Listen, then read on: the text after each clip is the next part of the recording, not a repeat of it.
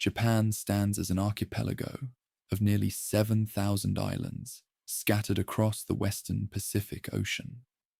This geographic isolation fostered a unique civilization, one that developed in relative seclusion, yet was periodically transformed by carefully filtered influences from the Asian mainland.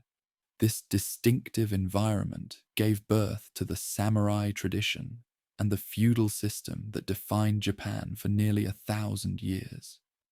The Japanese landscape features volcanic mountains covering 80% of the land, creating natural barriers between regions and fostering distinct local identities. Dense forests clothe steep slopes, giving way to narrow coastal plains, where rice paddies create a patchwork of brilliant green. Swift flowing rivers cut through valleys, while the surrounding seas both protect and connect the island nation to the wider world. In this dramatic setting, a society evolved unlike any other. The word samurai itself comes from the Japanese verb saburao, meaning to serve. Service to one's lord, to one's family, and to a demanding code of honor defined the samurai existence. These warriors were far more than mere servants. They served as administrators, artists, philosophers, and the architects of a complex social order that would endure for centuries. The story of feudal Japan spans over 2,000 years, from ancient origins to the final samurai rebellions of the 19th century. It encompasses tales of honor and betrayal, of dazzling cultural achievements amid devastating warfare, of rigid social hierarchies and surprising social mobility. A warrior elite created a distinctive culture and value system that continues to fascinate the world long after their swords have been laid to rest. The historical tapestry includes the sound of temple bells echoing through mountain valleys, the rustling of silk robes in imperial courts, the rhythmic clacking of wooden sandals on stone pathways, and the battle cries of armored warriors on blood-soaked fields. The serenity of Zen meditation halls contrasted with the tension of castle keeps, where lords plotted their next conquests. The delicate brushstrokes of master calligraphers occupied the same society as the deadly precision of master swordsmen. For in the world of the samurai, the arts of peace and war were often practiced with equal devotion. The first settlers of the Japanese archipelago arrived over land bridges during the last ice age, when sea levels were lower and Japan was connected to the Asian mainland. These early inhabitants developed a sophisticated hunting and gathering culture known as jomon, creating some of the world's earliest pottery and living in harmony with the abundant forests and seas. Their spiritual practices, centered on reverence for nature spirits, laid the foundation for Japan's indigenous Shinto religion and influenced Japanese sensibilities for millennia to come. The historical narrative of Japan reveals how a warrior class elevated honor to an art form and transformed warfare into a spiritual path. From the very beginnings of Japanese history, the foundations were being laid for the remarkable society that would one day give rise to the legendary samurai warrior. These spiritual practices of the earliest Japanese inhabitants would evolve gradually over millennia, becoming intertwined with the later development of samurai culture. The Jomon period, lasting from approximately 14,500 to 900 before the Common Era, established the foundation of Japanese spiritual life with its animistic beliefs and reverence for natural forces. Elaborate clay figurines called doge suggest sophisticated ritual practices, while distinctive cord-marked pottery reveals both artistic sensibility and practical ingenuity.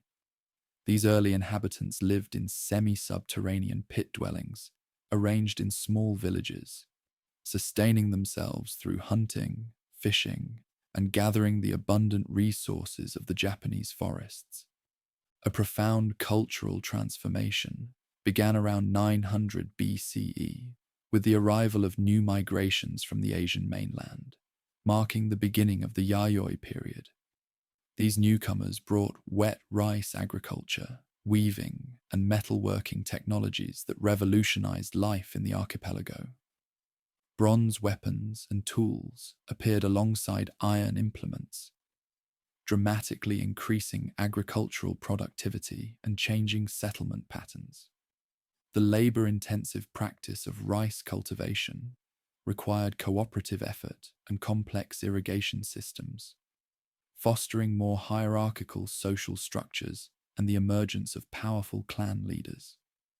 This period saw the gradual formation of distinct political entities across the Japanese islands.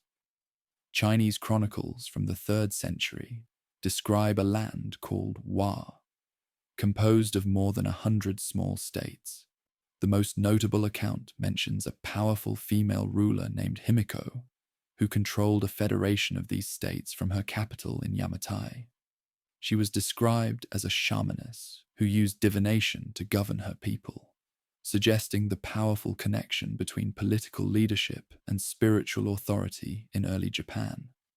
By the 4th century, archaeological evidence shows increasing social stratification. Enormous burial mounds called kofun began to appear across the landscape, some spanning hundreds of meters in length. These keyhole-shaped earthen structures, surrounded by moats and often containing elaborate burial goods, signified the emergence of powerful ruling elites who commanded substantial resources and labor. Horse trappings, weapons, and ceremonial objects found in these tombs indicate the growing importance of military prowess among these early Japanese leaders, the distant precursors to the later samurai class. The material culture of this Kofun period, from 250 to 538, reveals intensive interaction with the Korean peninsula and China. Bronze mirrors, iron weapons, and gold ornaments show stylistic influences from the mainland and suggest diplomatic connections. These foreign contacts would prove crucial for Japan's development, bringing not only material goods, but also writing systems, philosophical concepts, and religious traditions that would profoundly shape Japanese civilization. Writing first came to Japan through Chinese characters, initially used to write the Chinese language, but gradually adapted to represent Japanese sounds and words. This complex process of linguistic borrowing and adaptation reflected the broader pattern by which Japan selectively absorbed foreign influences while transforming them into something distinctly Japanese. The absence of writing in prehistoric Japan means much of its early history remains shrouded in legend and myth, preserved in oral traditions later recorded in chronicles compiled during the 8th century. These early chronicles, the Kojiki, record of ancient matters, completed in 712, and Nihon Shoki, chronicles of Japan, finished in 720, present an origin story blending history with mythology. They describe the creation of the Japanese islands by divine beings, the descent of the imperial lineage from the sun goddess Amaterasu, and the activities of the early emperors. While clearly serving the political purpose of legitimizing imperial rule, these texts also preserve valuable information about early Japanese society, beliefs, and customs. Agriculture, particularly rice cultivation, formed the economic foundation of early Japan. Rice was not merely a staple food, but also served as a form of wealth, a medium of exchange, and a sacred offering. The agricultural calendar structured daily life, with seasonal festivals marking key points in the farming cycle. This close relationship with the land and its cycles instilled a profound awareness of impermanence and seasonal change that would later find expression in distinctive Japanese aesthetic sensibilities that would deeply influence samurai arts and culture. Trade networks gradually expanded both within the Japanese islands and beyond. Maritime connections linked coastal communities, allowing for the exchange of goods, ideas, and technologies. Obsidian, pottery, salt, and seafood moved along these routes, creating economic interdependencies between regions. Archaeological excavations have revealed Chinese coins, Korean pottery, and other continental goods at sites throughout the Japanese archipelago, testifying to the importance of foreign trade despite Japan's geographic isolation. The mountainous terrain of Japan created natural barriers between regions, fostering the development of distinct local cultures and political entities. This geographic fragmentation would later contribute to the decentralized power structure of feudal Japan, with regional lords maintaining considerable autonomy. The combination of mountain barriers and surrounding seas meant that Japan could selectively control its engagement with the outside world, a pattern that would become particularly significant during the later period of samurai rule, when the country deliberately limited foreign contact. In this formative period of Japanese history, the seeds of later cultural developments were already present. A blend of indigenous traditions with selective foreign borrowings, a hierarchical social structure, reverence for ancestors and nature, agricultural wealth as the foundation of power, and the growing importance of military strength. The stage was being set for the emergence of a centralized state that would eventually give rise to the distinctive warrior aristocracy known as the samurai. As regional powers coalesced in early Japan, one clan gradually emerged as supreme. The Yamato clan established dominance in central Japan during the 4th and 5th centuries, creating Japan's first recognizable state structure. This powerful lineage claimed divine descent from the sun goddess Amaterasu, establishing a sacred connection that would legitimize their rule for centuries to come. The Yamato rulers united various clans through a combination of military conquest, strategic marriages, and religious authority. Their emergence marked the true beginning of the Japanese imperial line, the world's oldest continuous monarchy that continues unbroken to the present day. The early Yamato rulers consolidated their position through an ingenious system of alliances with powerful regional clan leaders. These local magnates, known as uji, maintained considerable autonomy in their territories while acknowledging the supremacy of the Yamato court. Each uji controlled specific hereditary occupations and religious functions, creating a complex web of interdependence centered on the imperial family.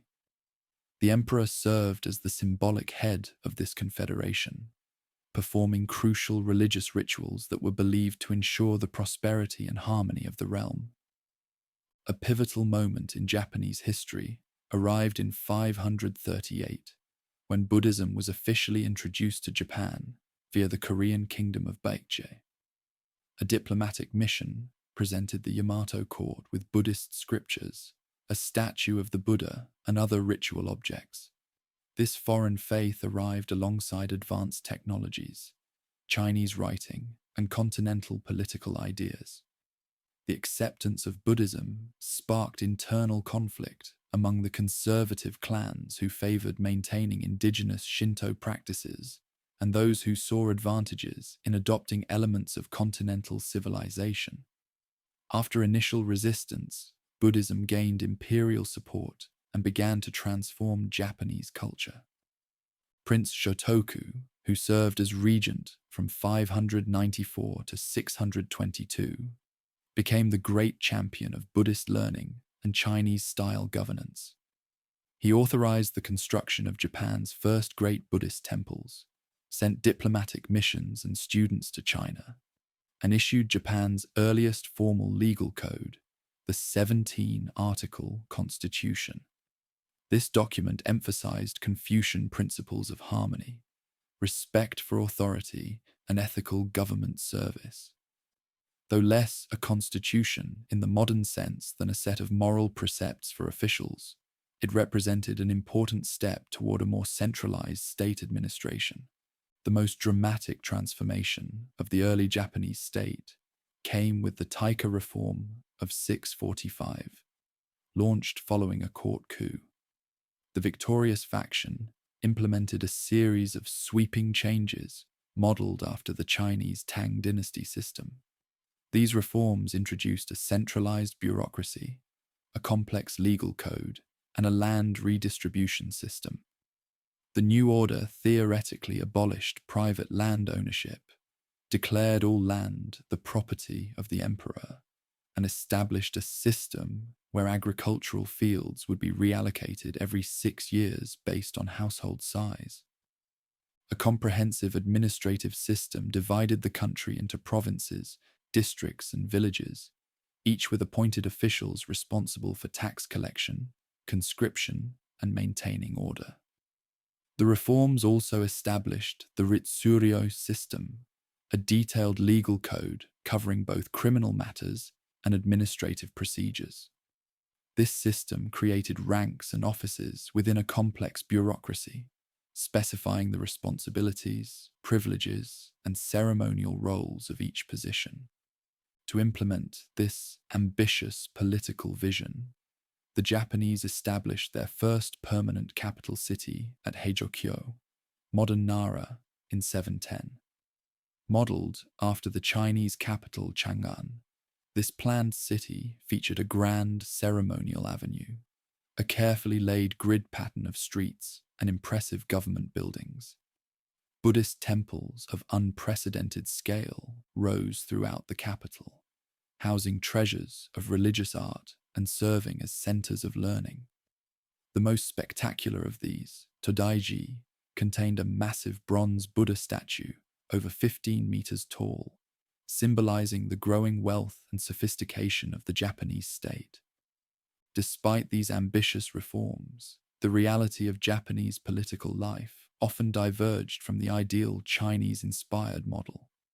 Geographic barriers and limited transportation technology made centralized control difficult to maintain, especially in distant provinces. Powerful aristocratic families continued to dominate both the court and their local regions, gradually turning court offices into hereditary possessions. The land redistribution system proved impractical to implement and gradually fell into disuse, allowing large private estates to re-emerge under different legal frameworks. During this formative period, a distinctive synthesis began to emerge between imported continental traditions and indigenous Japanese practices. Rather than replacing native Shinto beliefs, Buddhism formed a syncretic relationship with them. Shinto kami, the indigenous nature and ancestral spirits, came to be viewed as local manifestations or protectors of Buddhist deities. This non-exclusive religious sensibility allowed Japanese culture to absorb foreign elements while maintaining continuity with ancient traditions. The cultural flowering of this period is exemplified by the Manyoshu, the collection of 10,000 leaves, Japan's first great anthology of poetry, compiled during the 8th century. Its verses, composed by emperors, court nobles, and even frontier guards, capture the emotional and spiritual life of early Japan. These poems reveal a profound sensitivity to nature, the changing seasons, and human emotions, aesthetic sensibilities that would later become central to samurai culture. This era also saw important developments in architecture, sculpture, painting, and calligraphy, as Japanese artisans mastered continental techniques while gradually developing distinctive styles. Music and dance for court rituals evolved into refined performing arts. Literary Chinese became the standard written language for government documents and scholarly works, though a modified system using Chinese characters phonetically to write Japanese was also emerging. The political transformation of early Japan laid crucial groundwork for later feudal institutions. The Ritsuryo system established ranks, offices, and ceremonial roles that would influence Japanese political culture for centuries. The practice of appointing provincial governors and local officials prefigured the later system of daimyo lords and their samurai retainers. Most importantly, this period established enduring patterns of centralized authority, coexisting with considerable regional autonomy, a tension that would characterize Japanese feudalism throughout its history. While true samurai had not yet emerged during this formative period, professional warriors were beginning to gain importance, especially along frontier regions where conflicts with indigenous peoples required military expertise. These early warriors served primarily as guards and police forces, rather than as a distinct social class. Yet their growing role in maintaining order and protecting territorial boundaries foreshadowed the later rise of the samurai as Japan's dominant military and political elite. The imperial court sought greater independence from Buddhist institutional power that had grown influential during the Nara period. In 794, Emperor Kanmu moved the capital to a new city called Heian Kyo, modern-day Kyoto, marking the beginning of the Heian period. This new capital would serve as Japan's imperial center for over 1,000 years, until 1868. The city was designed according to Chinese geomantic principles, with a grand central avenue flanked by a grid of streets. The imperial palace occupied the northern section, while aristocratic mansions spread southward, and Buddhist temples were strategically positioned to protect the city from malevolent spiritual influences. At the apex of Heian society stood the imperial family, surrounded by a small circle of court nobles who monopolized the highest government positions. These aristocrats, numbering perhaps a few thousand individuals, developed an extraordinarily refined culture centered on aesthetic sensibility, literary accomplishment, and elaborate court ceremonies. Their world revolved around the imperial court, where subtle nuances of rank, costume, and etiquette signaled one's position in the rigid social hierarchy. For these elites, beauty and artistic accomplishment became central values, with poetry composition, calligraphy, music, and the appreciation of nature considered essential aristocratic skills. The most influential noble family of this era was the Fujiwara clan, who dominated court politics through a clever strategy of marrying their daughters to successive emperors. By positioning themselves as maternal relatives and regents to young emperors, the Fujiwara effectively controlled imperial authority while maintaining the fiction of direct imperial rule. The height of Fujiwara power came under Fujiwara no Michinaga in the early 11th century, who served as regent for 4 emperors and grandfather to 3 more. His diary famously recorded his satisfaction. "This world, I think, is indeed my world." Aristocratic women of the Heian period enjoyed unusual freedom and cultural influence compared to later eras. Many received extensive education in literature, poetry, and music. Some managed their own property and engaged in political matters through their male relatives.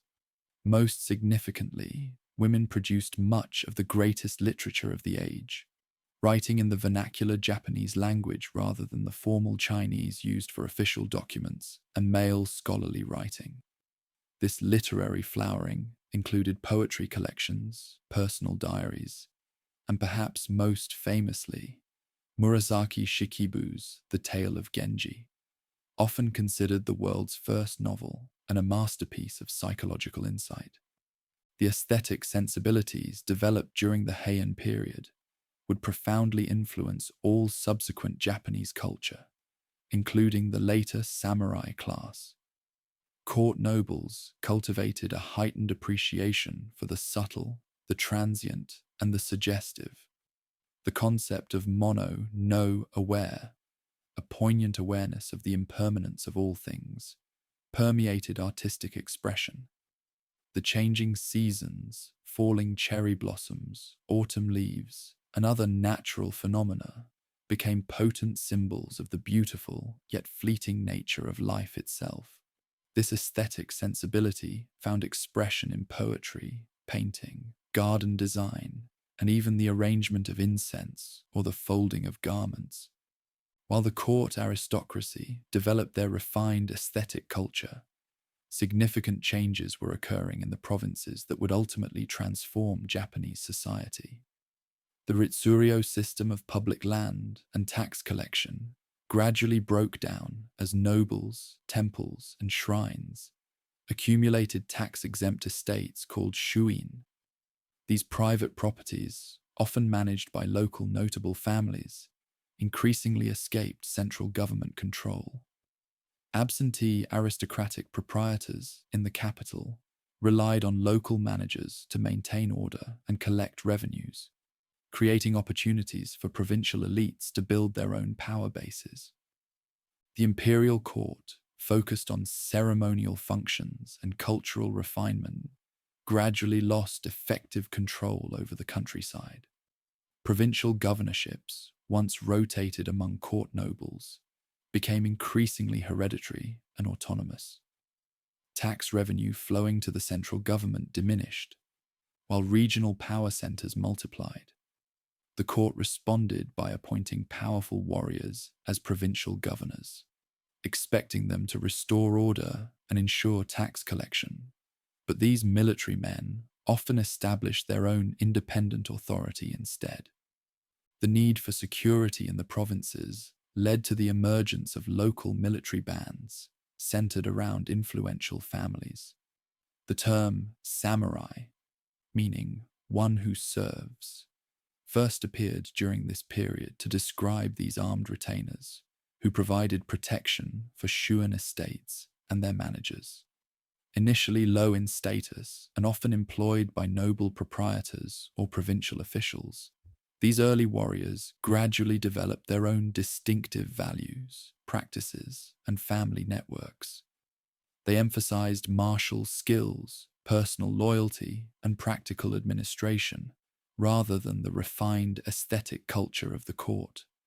Two great warrior clans rose to particular prominence during the late Heian period: the Taira and the Minamoto. Both claimed distant imperial descent and had served the court as military leaders for generations. The Taira, led by Taira no Kiyomori, gained unprecedented influence at court in the late 12th century, following their successful suppression of rivals in the Hogan and Heiji rebellions. Kiyomori became the first warrior to attain the highest court offices, traditionally reserved for the Fujiwara and other established noble families. He married his daughter to the emperor, and his grandson became Emperor Antoku, representing the peak of Taira power and the increasing militarization of Japanese politics. The extravagance and arrogance of Taira rule, however, created many enemies.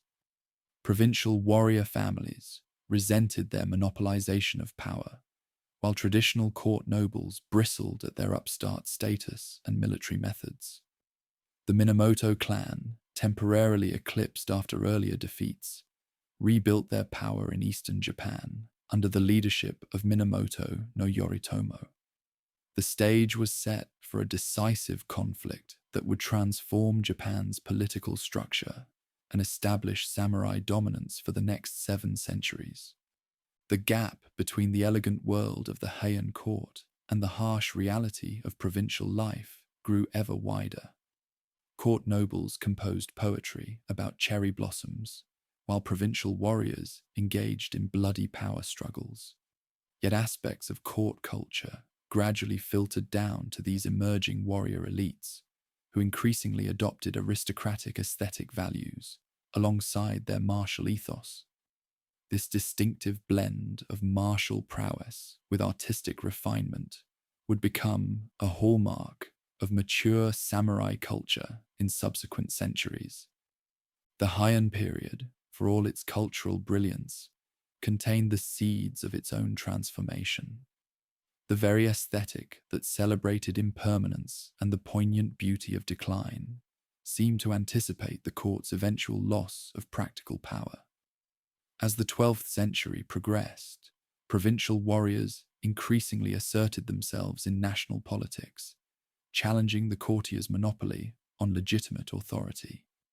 The elegant world immortalized in The Tale of Genji was about to give way to a new order dominated by the samurai class, whose values, priorities, and institutions would define Japan's distinctive form of feudalism. The simmering tensions between the Taira and Minamoto clans erupted into open warfare in 1180, beginning the 5-year conflict known as the Genpei War. This pivotal struggle would definitively establish samurai dominance in Japanese politics and mark the true beginning of feudal Japan. The war began when Prince Mochihito, a son of the retired Emperor Go Shirakawa, who had been passed over for succession, issued a call to arms against the Taira. Though the prince was quickly captured and killed, his appeal resonated with discontented warriors throughout the provinces, particularly among the Minamoto and their allies. Minamoto no Yoritomo, then in exile in the eastern province of Izu, seized this opportunity to rebuild his clan's fortunes. Though initially hesitant, Yoritomo raised his banner of rebellion and quickly attracted support from warrior families throughout eastern Japan. He established his headquarters at Kamakura, a naturally defensible location near modern Tokyo, from which he would direct operations while building a new administrative structure for his growing network of samurai allies. The early phase of the war favored the Taira, who controlled the imperial capital and its resources. The Minamoto forces suffered a devastating defeat at the Battle of Ishibashiyama, Yoritomo's first military engagement. His younger brother, Minamoto no Yoshinaka, achieved greater success in central Japan, eventually capturing Kyoto in 1883 and forcing the Taira to flee the capital with the young emperor Antoku. However, Yoshinaka's unruly behavior in the capital alienated the court nobility and prompted Yoritomo to send his younger brother, Minamoto no Yoshitsune, to bring him under control. Yoshinaka was defeated and killed by Yoshitsune's forces in 1184. Yoshitsune, a brilliant military tactician, then pursued the retreating Taira forces. The decisive naval battle of Dan-no-Ura took place in 1185 in the Shimonoseki Strait. The Minamoto fleet destroyed Taira naval power, and many Taira warriors, including the child Emperor Antoku, drowned in the sea rather than face capture. The defeat effectively ended Taira power, with survivors forced to flee to remote provinces or face execution. The battle became legendary in Japanese culture, immortalized in epic tales and no-dramas that portrayed the ghostly spirits of drowned Taira warriors. The Genpei War transformed Japanese warfare. The conflict featured large-scale battles involving thousands of mounted samurai, naval engagements with hundreds of ships, and siege operations against fortified positions. Warriors fought both as individual champions in ritualized single combat and as disciplined units following complex tactical plans. The samurai of this era typically fought as mounted archers, with the bow considered the primary weapon of the elite warrior. The famous curved sword, later symbolically central to samurai identity, was initially a secondary weapon used when arrows were exhausted or in close quarters. Tales of warrior heroism during the Genpei War helped establish the ideal of samurai conduct. Minamoto no Yoshitsune became the archetype of the brilliant, tragic hero, a superb warrior betrayed by political circumstances. The loyal Benkei, a giant warrior monk who followed Yoshitsune to death, exemplified the virtue of absolute loyalty. Even defeated enemies like Taira no Tomomori, who tied himself to an anchor before plunging into the sea at Dan-no-Ura, demonstrated the warrior's preference for death over surrender that would become a samurai ideal. Victory in the Genpei War allowed Minamoto no Yoritomo to consolidate power in an unprecedented way. Rather than following the traditional pattern of placing a puppet emperor on the throne while controlling affairs from behind the scenes, Yoritomo established a separate governmental structure based in Kamakura, far from the imperial court in Kyoto. In 1292, he received from the emperor the title of Sei Taishogun, or shogun, great general who subdues the barbarians, which had previously been a temporary military commission, but now became the basis for a hereditary military government. Yoritomo's government, called the Bakufu, or tent government, established the pattern for feudal rule that would endure through various forms until 1868. The shogun ruled as the emperor's military deputy, but exercised actual political power. Yoritomo placed his trusted retainers in key provincial positions as constables and stewards, creating a network of samurai administrators loyal to him personally rather than to the imperial court. This dual structure of authority, imperial court and shogunal government, would characterize Japanese politics for the next 7 centuries. The basis of this new feudal order was the personal bond between lord and vassal. Warriors swore loyalty to Yoritomo and received in return official confirmation of their land rights and administrative authority. This relationship, formalized in written oaths, created a hierarchical chain of obligation and protection that defined the emerging samurai class. While influenced by earlier Japanese patron-client relationships, this feudal bond also resembled the lord-vassal relationships developing contemporaneously in medieval Europe, though with distinctive Japanese characteristics. The triumph of the Minamoto and the establishment of the Kamakura Shogunate marked the definitive ascendancy of the samurai class. The court nobility in Kyoto retained their ceremonial prestige and cultural authority, but exercised decreasing political influence. Real power now resided with those who commanded the loyalty of warriors. The ability to reward followers with land, titles, and administrative positions became the foundation of political authority, creating a new social order with the samurai at its apex. The values associated with the samurai likewise achieved cultural dominance. Martial prowess, unflinching loyalty, austerity, and practical administrative skill were increasingly celebrated in contrast to the refined aesthetic sensibilities of the court. Yet the relationship between warrior and courtly cultures proved complex. Even as samurai gained political supremacy, they selectively adopted elements of aristocratic culture, including poetry, calligraphy, and religious practices. This synthesis of martial and aesthetic values would become a hallmark of mature samurai culture. The Genpei War and its aftermath transformed not just Japan's political structure, but its cultural imagination. The conflict inspired Japan's greatest war tale, the Heike Monogatari, which recounted the rise and fall of the Taira clan. Initially transmitted orally by blind minstrels who accompanied themselves on biwa lutes, the tale combined historical accounts with Buddhist themes of impermanence and karmic retribution. Its famous opening lines, "The sound of the bell of Gion Temple echoes the impermanence of all things," captured the Buddhist sense that worldly glory, like the once mighty Taira clan, inevitably fades away. Yoritomo died in 1199 after a fall from his horse, and his direct line ended when his sons were assassinated, allowing power to pass to the Hojo clan, relatives by marriage who would rule as regents for figurehead shoguns.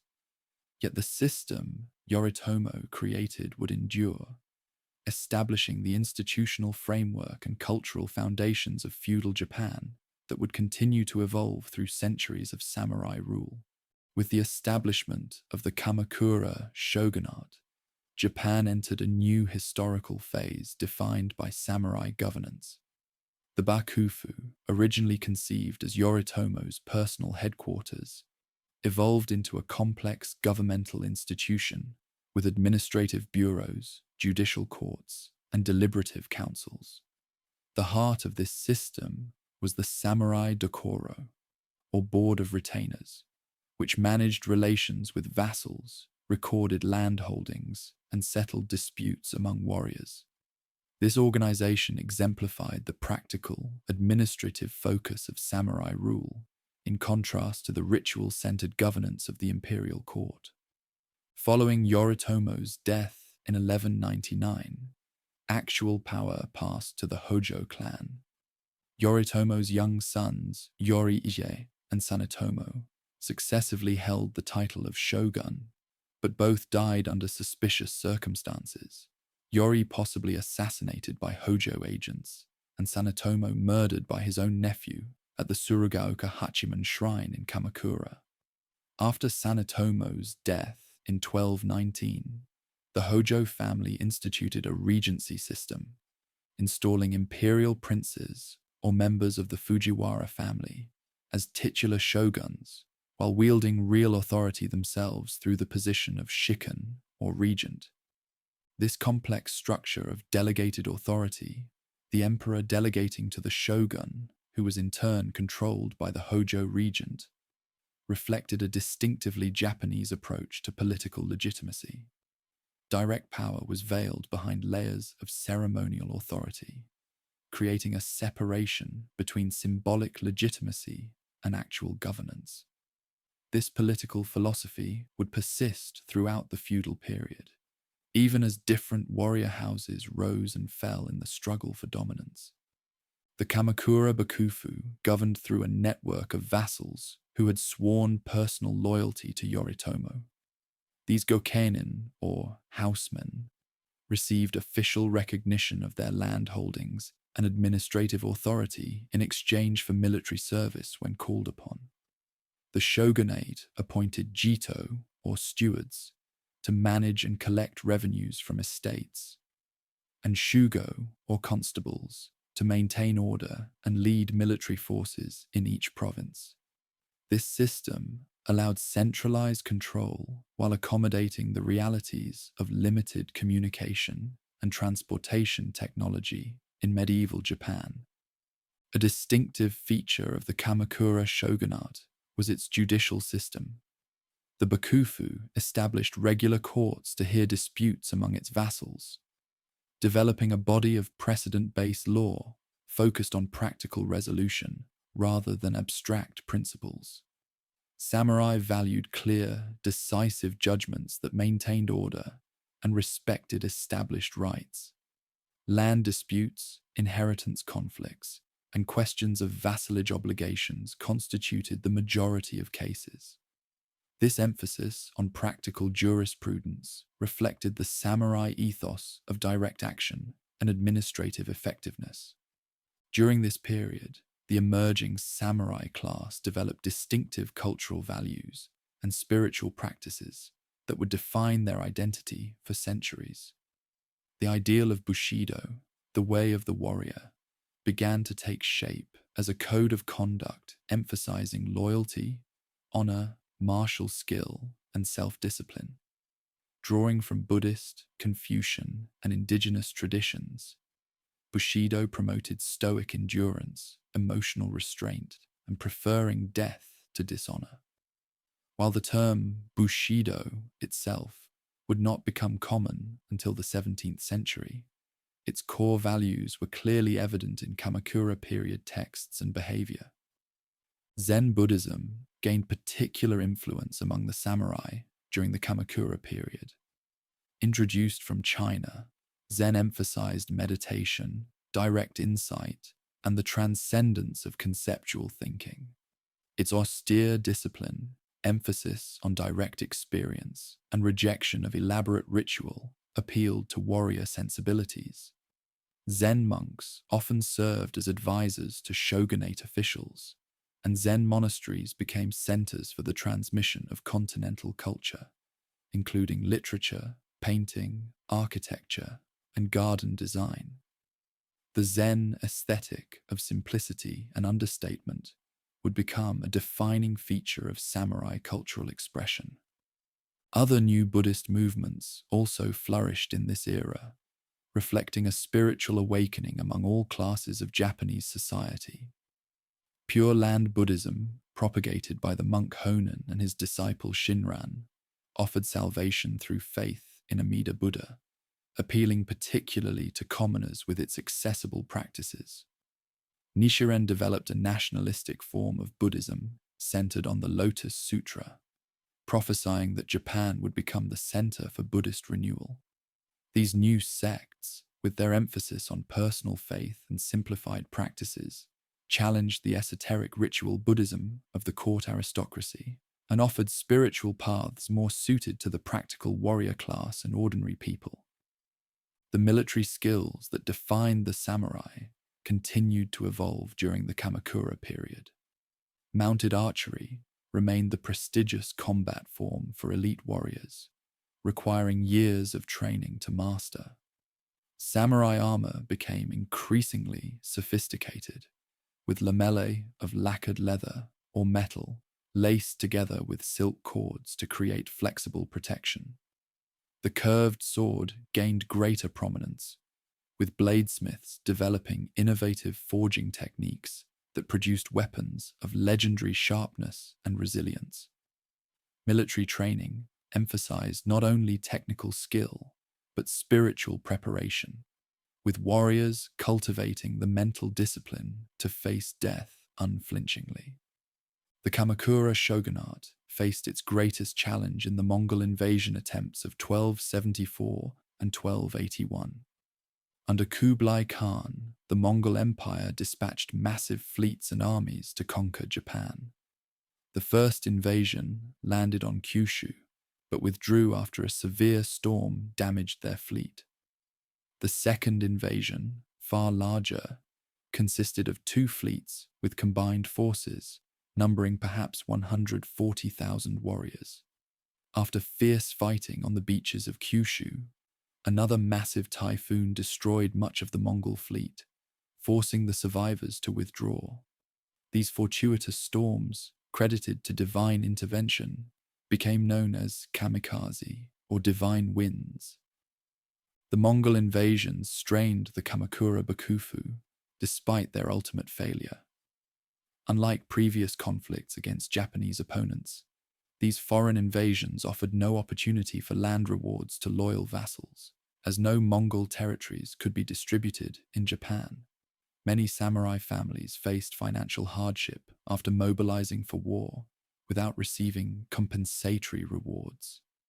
The invasions also accelerated changes in warfare, as the Mongols introduced tactics and weapons unfamiliar to the Japanese, including coordinated cavalry formations, explosive bombs, and siege engines that challenged traditional samurai combat methods centered on individual prowess.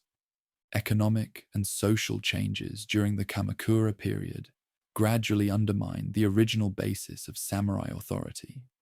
The practice of dividing inherited lands among multiple sons led to the fragmentation of samurai estates and increasing economic pressure on warrior families. Many samurai became indebted to moneylenders, particularly wealthy merchants and religious institutions. The Jito position, originally a temporary administrative appointment, increasingly became hereditary, with stewards claiming ownership rights over the lands they managed. These changes created tensions within the warrior class and between samurai and cultivators of the land. The artistic and literary culture of the Kamakura period reflected the increased influence of samurai values and aesthetics. War tales like the Heike Monogatari became a major literary genre, celebrating martial virtue while often incorporating Buddhist themes of impermanence and karmic consequence. Traditional court arts continued, but adopted more austere, disciplined forms, appealing to samurai patrons. This period saw the development of distinctively Japanese forms in architecture, garden design, and ceramic arts, often influenced by Zen aesthetics of simplicity, asymmetry, and suggestion rather than explicit statement. As the Kamakura period progressed, strains appeared in the relationship between the imperial court and the shogunate.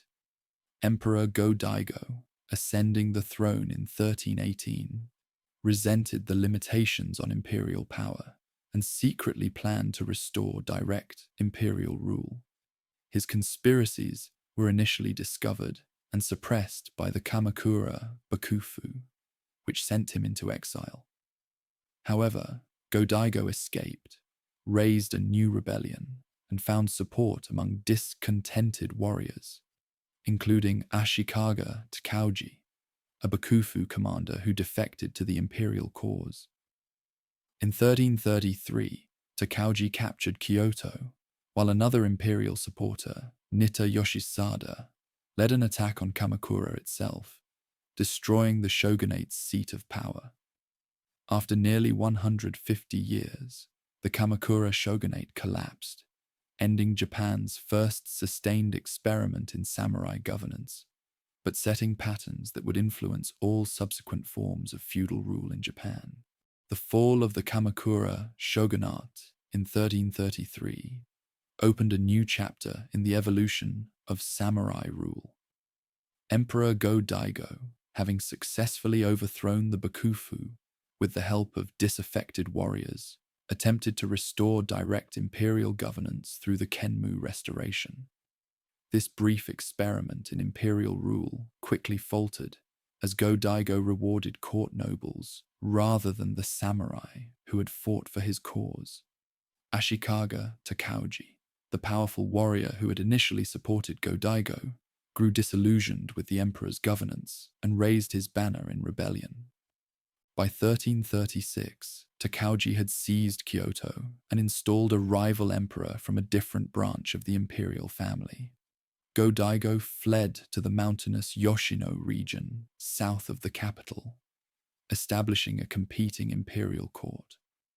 This began the period of the northern and southern courts, with two rival imperial lines, each claiming legitimacy. The northern court in Kyoto, supported by the Ashikaga, controlled the traditional seat of power, while the southern court in Yoshino maintained a stronger claim to imperial succession.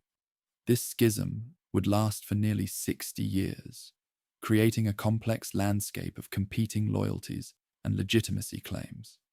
Takauji established a new military government modeled on the Kamakura Bakufu, but centered in Kyoto rather than distant Kamakura. He received the title of shogun in 1338, founding the Ashikaga Shogunate that would rule Japan for over 2 centuries. Unlike the Kamakura Shogunate, which governed from a distance while leaving the imperial court intact in Kyoto, the Ashikaga established their headquarters in the Muromachi district of Kyoto, giving the period its name. This physical proximity to the imperial court created a distinctive blend of aristocratic and warrior cultures that would characterize the era. The Ashikaga Shogunate never achieved the centralized control of its Kamakura predecessor.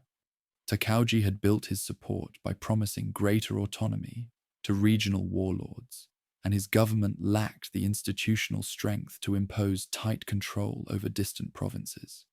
The Shugo, or provincial military governors, evolved from Bakufu representatives into powerful regional lords called Shugo daimyo, who maintained their own armies and administrative structures.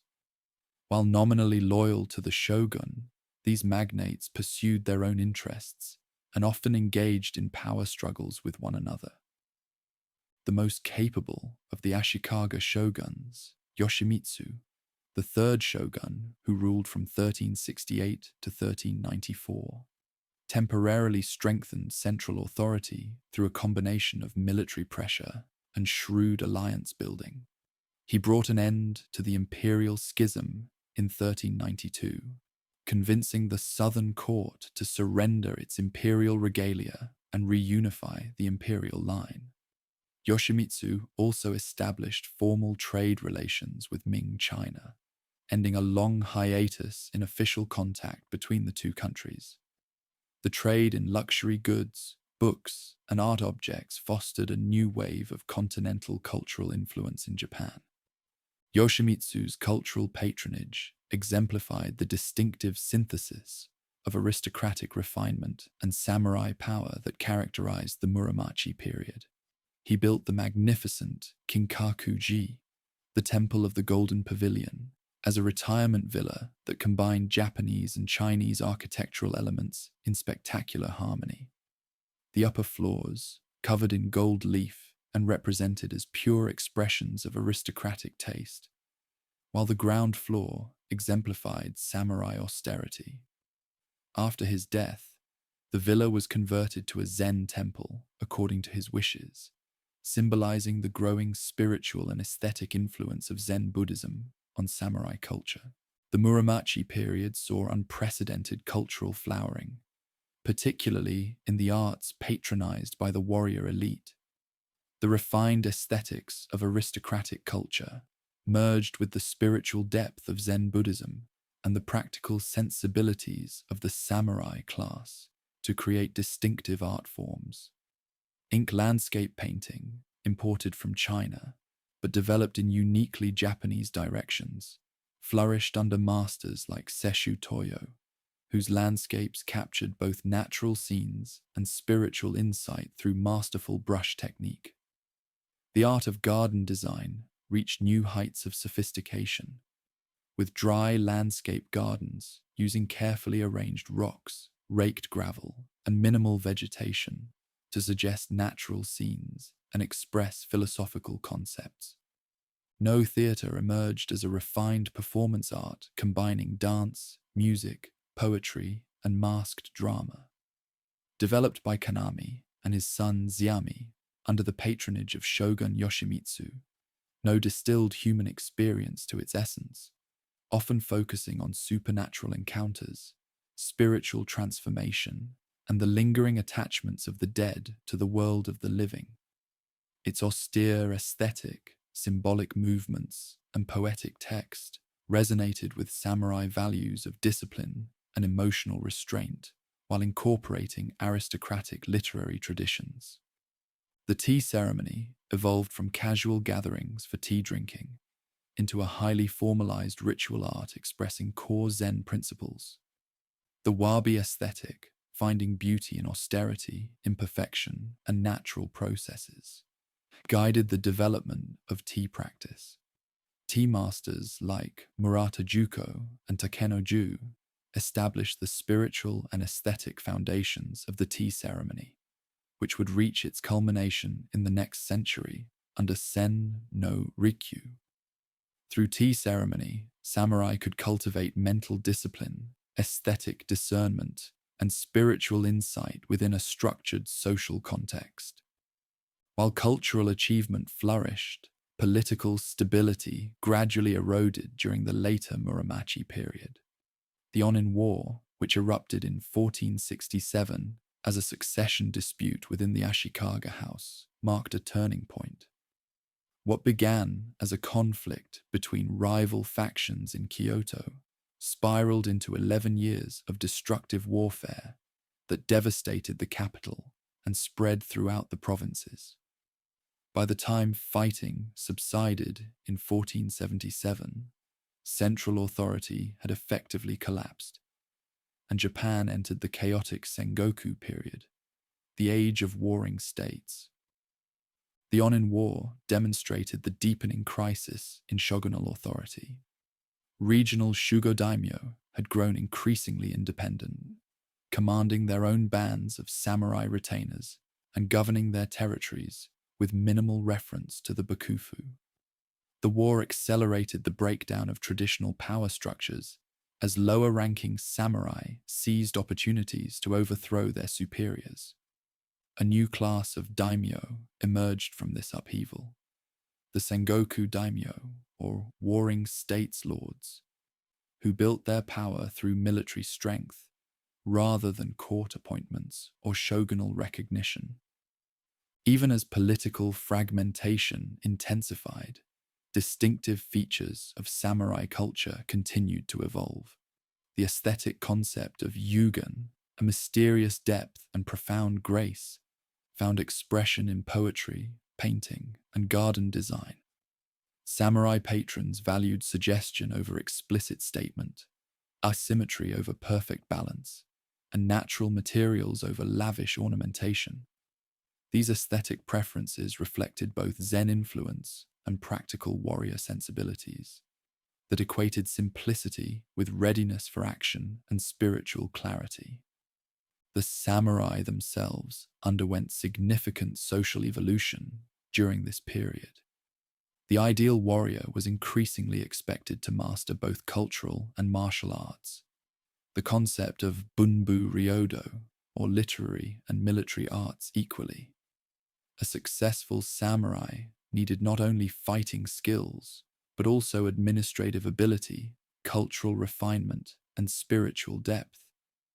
This broadening of samurai identity coincided with growing stratification within the warrior class itself, as high-ranking samurai distanced themselves from lower-ranking foot soldiers and mounted retainers. Religious life during the Muromachi period reflected the turbulent social landscape.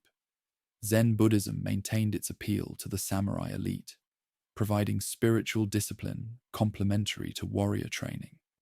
Pure Land Buddhism continued to attract commoners, with its promise of salvation through faith. True Pure Land Buddhism, an offshoot founded by Shinran, developed into an independent institution with its own temples, doctrines, and eventually military power. The Hoka, or Lotus sect, founded by Nichiren, likewise attracted passionate followers among both samurai and commoners, sometimes fomenting rebellions through its nationalist and apocalyptic teachings. By the end of the Muromachi period, the Ashikaga Shogunate existed in name only. The last Ashikaga shoguns were mere puppets controlled by whatever warlord happened to control Kyoto. The 15th Ashikaga shogun, Yoshiaki, was expelled from Kyoto in 1573 by the warlord Oda Nobunaga, effectively ending the shogunate, though Yoshiaki continued to claim the title until his death. Japan had fully entered the Sengoku period, an era of constant warfare that would test the samurai to their limits and ultimately forge a new, more unified feudal order from the crucible of conflict. The collapse of centralized authority following the Onin War plunged Japan into the tumultuous Sengoku period, an era of near-constant warfare lasting from the late 15th century until the early 17th century. The nominal authority of both emperor and shogun faded into insignificance as regional warlords battled for supremacy. Political power now derived purely from military strength, with traditional claims to legitimacy based on imperial appointment or aristocratic lineage carrying little weight. This violent age would test the samurai class to its limits, while paradoxically creating the conditions for Japan's eventual reunification. Across the Japanese archipelago, ambitious daimyo carved out territorial domains, building castles, recruiting samurai retainers, and developing administrative systems to extract resources from the peasantry. These Sengoku daimyo often rose from humble origins, with talented generals overthrowing their former lords and establishing new ruling houses. The old system of court-appointed governors gave way to a brutal meritocracy in which military success determined political survival. A popular saying of the time captured this social fluidity. The lowly can be raised up, the mighty can be brought down. Warfare evolved dramatically during this period of constant conflict. Traditional samurai preference for individual combat gave way to the practical necessities of mass warfare. Large infantry armies of ashigaru, or foot soldiers, recruited from the peasantry, became increasingly important on the battlefield. These commoner warriors carried spears, bows, and eventually firearms, fighting in coordinated units rather than as individual champions. The samurai remained the elite core of these armies, but their role shifted toward leadership and command rather than purely individual combat prowess.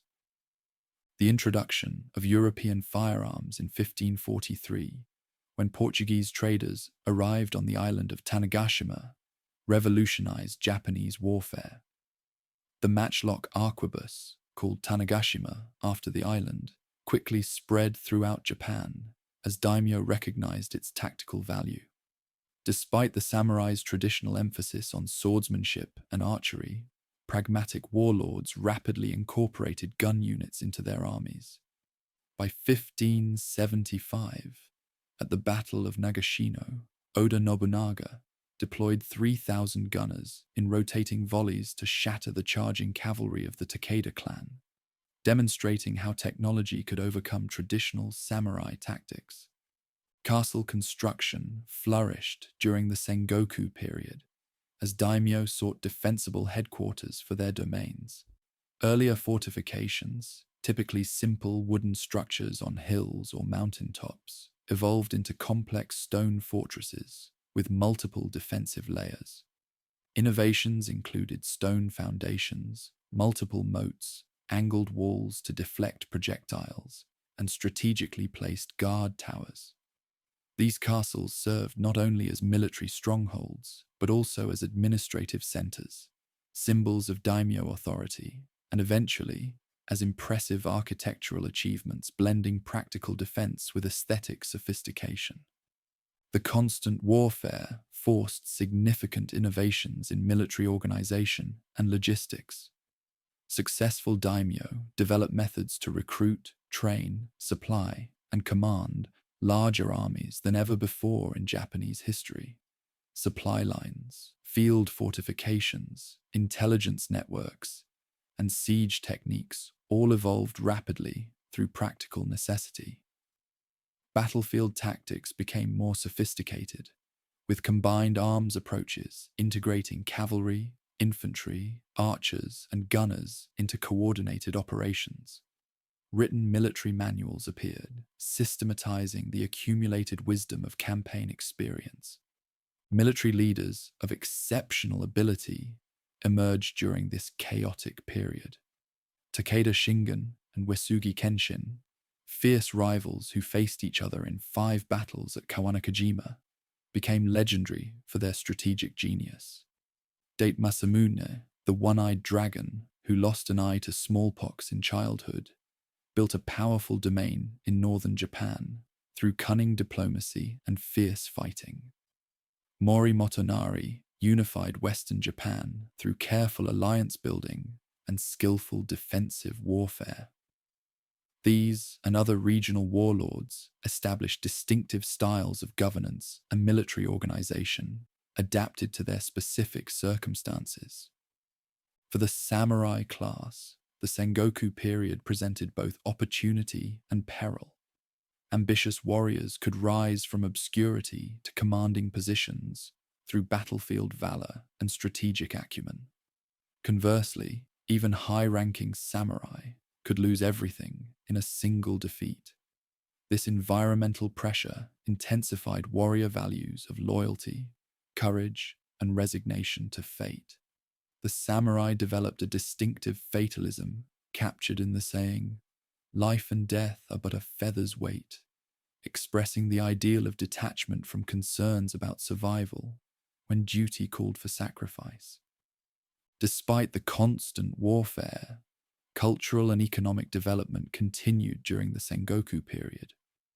Regional daimyo patronized Zen Buddhism, tea ceremony, landscape gardening, and other arts as ways to display their sophistication and legitimate their rule. The aesthetic principle of wabi-sabi, finding beauty in imperfection, transience, and simplicity, reached its mature expression during this turbulent era, perhaps as a philosophical response to the surrounding chaos and destruction. Tea master Sen no Rikyu brought the tea ceremony to its highest refinement under the patronage of both Oda Nobunaga and Toyotomi Hideyoshi, creating a ritual space where warriors could find spiritual tranquility amidst the turmoil of war. Commerce and manufacturing grew despite military disruption, with markets developing in castle towns and along transportation routes. Agricultural productivity increased through land reclamation, irrigation improvements, and new farming techniques. The unstable political situation actually stimulated economic activity in some regions as competing daimyo sought to maximize revenue from their territories. Maritime trade expanded through contacts with China, Korea, and European powers, bringing new goods, technologies, and ideas to Japan. Some daimyo actively encouraged commercial development, recognizing that economic strength underpinned military power. Religious institutions played complex roles during the Sengoku period. Buddhist monasteries, which had accumulated extensive landholdings and armed forces during earlier centuries, became independent political players. The Honganji, headquarters of the true Pure Land sect, commanded the loyalty of thousands of religious devotees called Iko-iki, who formed armies capable of challenging major daimyo. Other militant religious communities, like the Hokke-iki, formed around Nichiren Buddhist temples. These religious movements sometimes aligned with peasant uprisings against daimyo authority, creating formidable opposition to the established samurai class. The lives of ordinary people during this turbulent era were marked by hardship, but also by surprising resilience. Village communities developed self-governance mechanisms to protect local interests amid shifting political allegiances. Peasant uprisings became more common as the burden of taxation to support warfare grew increasingly onerous. Some villages negotiated directly with daimyo for protection, playing competing lords against each other. Urban populations in castle towns and trading centers grew, creating new social dynamics and cultural forms outside traditional agricultural life and samurai dominance. Women of the samurai class faced particularly challenging circumstances during the Sengoku period. While male family members fought in seemingly endless campaigns, wives and daughters managed household affairs, maintained family alliances, and preserved samurai lineages. Some notable women took more direct roles in the conflicts. Lady Hosokawa Gracia, daughter of one warlord and wife of another, became famous for her Christian faith and dramatic suicide to avoid capture. Lady Iai of Hikone defended her castle against attacking forces after her husband's death. Lady Yodo, concubine of Toyotomi Hideyoshi, became a key political figure after his death, directing the defense of Osaka Castle against Tokugawa forces.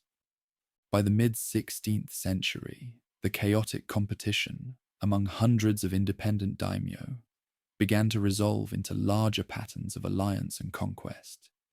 The stage was set for the emergence of three remarkable leaders who would successively work toward the reunification of Japan. Oda Nobunaga, known for his ruthless innovation; Toyotomi Hideyoshi, the peasant-born general of exceptional talent; and Tokugawa Ieyasu, the patient strategist who would eventually establish Japan's final and most stable form of feudal rule.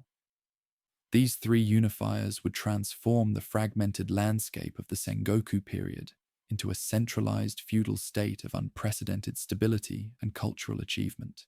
From the chaotic landscape of competing warlords, three extraordinary leaders emerged in succession to reunify Japan, each building upon the achievements of his predecessor while advancing the process of centralization.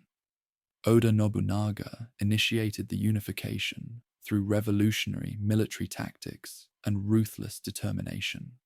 Toyotomi Hideyoshi, rising from peasant origins to become Nobunaga's successor, extended control over the entire country.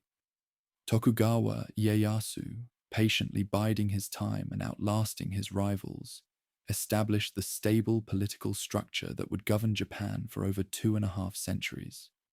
Oda Nobunaga, born in 1534 in Owari province, began as a minor daimyo controlling only part of a single province.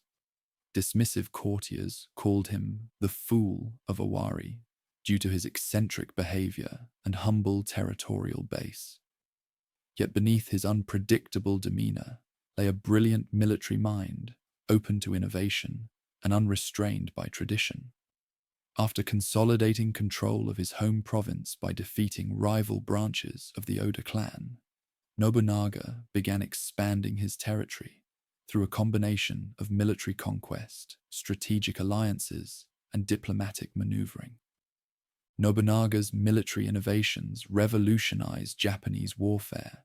He fully embraced firearms despite their challenge to traditional samurai combat values, organizing specialized units of arquebus troops trained to fire in coordinated volleys. At the Battle of Nagashino in 1575, these gunners decimated the previously invincible cavalry of the Takeda clan, demonstrating the new primacy of firepower over classical warrior skills. Nobunaga also reformed military organization, emphasizing disciplined infantry formations rather than individual samurai prowess, and developed sophisticated systems for logistics and supply that enabled sustained campaigns. Beyond military matters, Nobunaga implemented administrative reforms that strengthened central authority. He conducted comprehensive land surveys to rationalize taxation and clarify property rights. He eliminated toll barriers within his territories to promote commerce and disarmed the peasantry to prevent uprisings. His famous decree, the Rakuichi Rakuza policy, abolished monopolistic guilds and established free markets, stimulating economic activity in towns and cities throughout his domains. These policies not only increased his resource base for continued military campaigns, but also began transforming Japan's feudal economy. Religious institutions that challenged secular authority faced Nobunaga's particular wrath. The militant Buddhist monasteries of Mount Hiei, which had dominated political life in Kyoto for centuries, were destroyed in 1571 when Nobunaga's forces killed thousands of monks and burned the entire complex to the ground. The Ishiyama Honganji, fortress headquarters of the true Pure Land Buddhist sect, endured a decade-long siege before finally surrendering to Nobunaga's forces. These brutal campaigns against Buddhist power centers earned Nobunaga a reputation for ruthlessness, but removed significant obstacles to centralized political control. By 1582, Nobunaga had conquered central Japan and was positioned to complete national unification. On June 21st of that year, while staying at the Honnoji Temple in Kyoto, he was betrayed by his general Akechi Mitsuhide, who surrounded the temple with troops. Realizing his situation was hopeless, Nobunaga committed suicide, setting the temple ablaze around him in a final dramatic gesture. The incident at Honnoji cut short Nobunaga's ambitions, but created the opportunity for his most talented general, Toyotomi Hideyoshi, to emerge as his successor. Hideyoshi's rise from humble origins to supreme ruler represents one of history's most remarkable social ascents. Born a peasant farmer's son in 1537, he entered Nobunaga's service as a sandal-bearer and rose through the ranks through sheer talent and determination. Lacking the samurai pedigree considered essential for leadership, Hideyoshi compensated with political cunning, psychological insight, and genuine military genius. After Nobunaga's death, Hideyoshi quickly avenged his lord by defeating Akechi Mitsuhide at the Battle of Yamazaki, establishing himself as Nobunaga's legitimate successor. Over the next decade, Hideyoshi systematically extended his control across Japan through a combination of military campaigns and diplomatic initiatives. The powerful Mori clan of Western Japan submitted to his authority. The Shimazu of Kyushu were defeated and forced to acknowledge his supremacy. By 1590, with the defeat of the Hojo clan at Odawara, Hideyoshi completed the military unification of Japan, accomplishing what neither the Minamoto shoguns, the Ashikaga, nor Nobunaga had achieved, bringing all daimyo under a single authority. Unable to claim the title of shogun due to his common birth, Hideyoshi obtained court titles of increasing prestige, eventually becoming imperial regent, Kampaku. He solidified his political position by marrying his sister to the young emperor Go-Yozei and adopting the surname Toyotomi, granted by the emperor. While maintaining the imperial institution as a source of legitimacy, Hideyoshi effectively controlled all significant political decisions, distributing territories to loyal vassals and requiring daimyo throughout Japan to swear personal loyalty to him. Hideyoshi implemented sweeping policies to transform Japanese society and prevent future challenges to central authority. The sword hunt of 1588 disarmed the peasantry by confiscating weapons under the guise of collecting metal for a giant Buddha statue. This policy not only reduced the threat of peasant uprisings, but also reinforced the social boundary between samurai and commoners. Hideyoshi's land surveys, more comprehensive than Nobunaga's, clarified property ownership, standardized taxation, and provided accurate information about the productive capacity of each region. Most significantly, Hideyoshi's class separation edicts formalized the social hierarchy that would characterize Edo period Japan. These decrees prohibited farmers from leaving their lands, merchants from adopting samurai status, and samurai from engaging in trade or farming. By freezing social mobility, Hideyoshi hoped to create a stable order, with each class performing its designated function.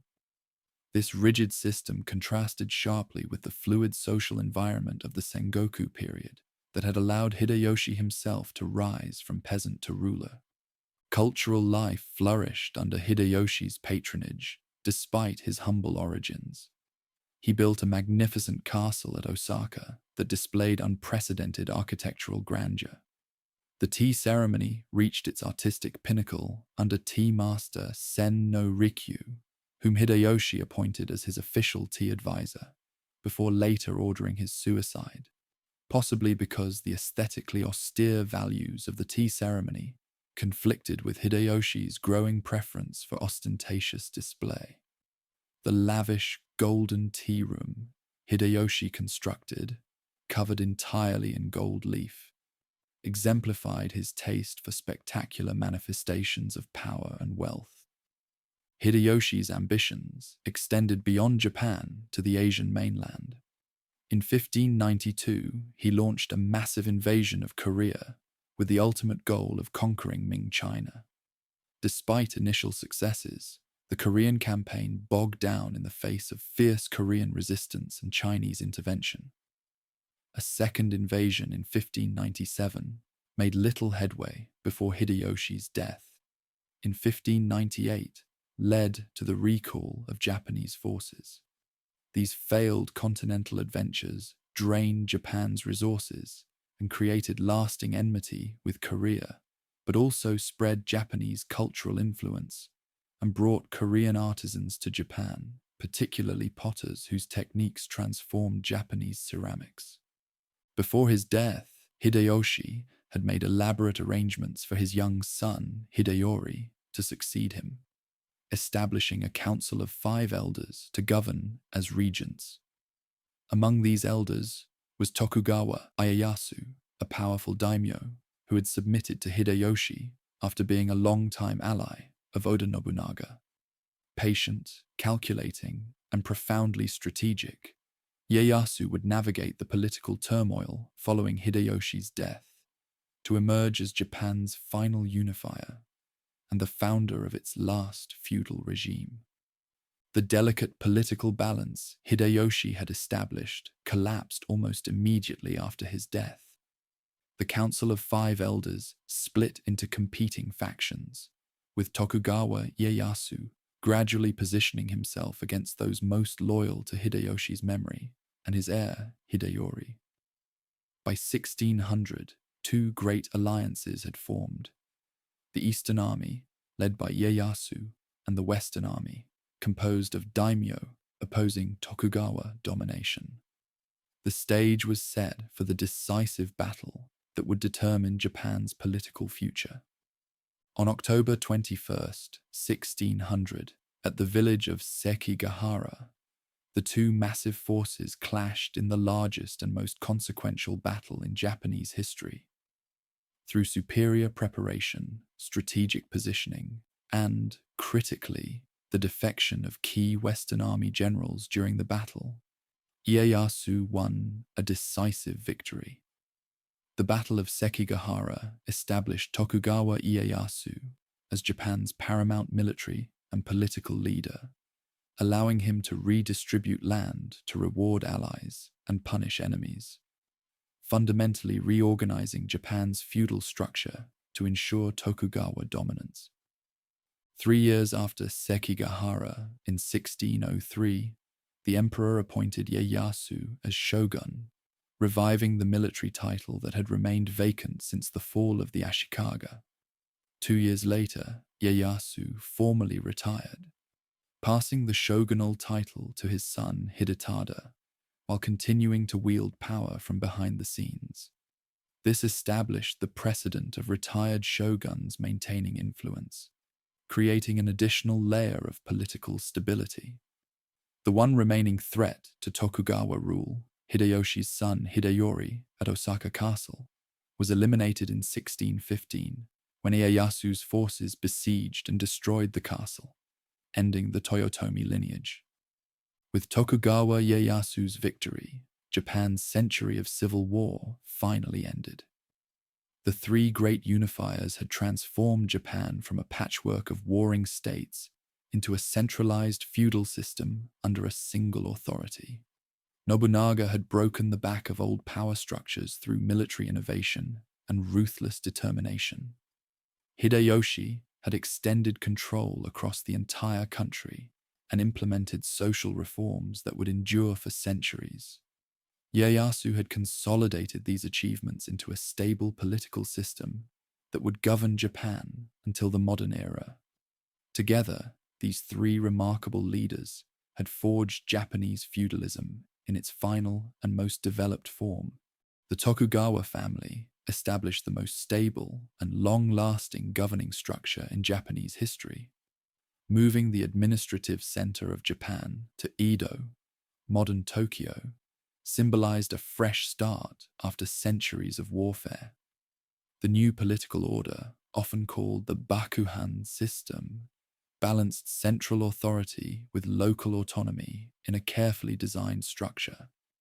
The Tokugawa shogun directly controlled about 1/4 of Japan's agricultural land, strategically located around major cities and transportation routes. The remaining territory was divided among roughly 260 daimyo domains of varying sizes, whose lords governed with considerable autonomy while remaining subject to shogunal authority.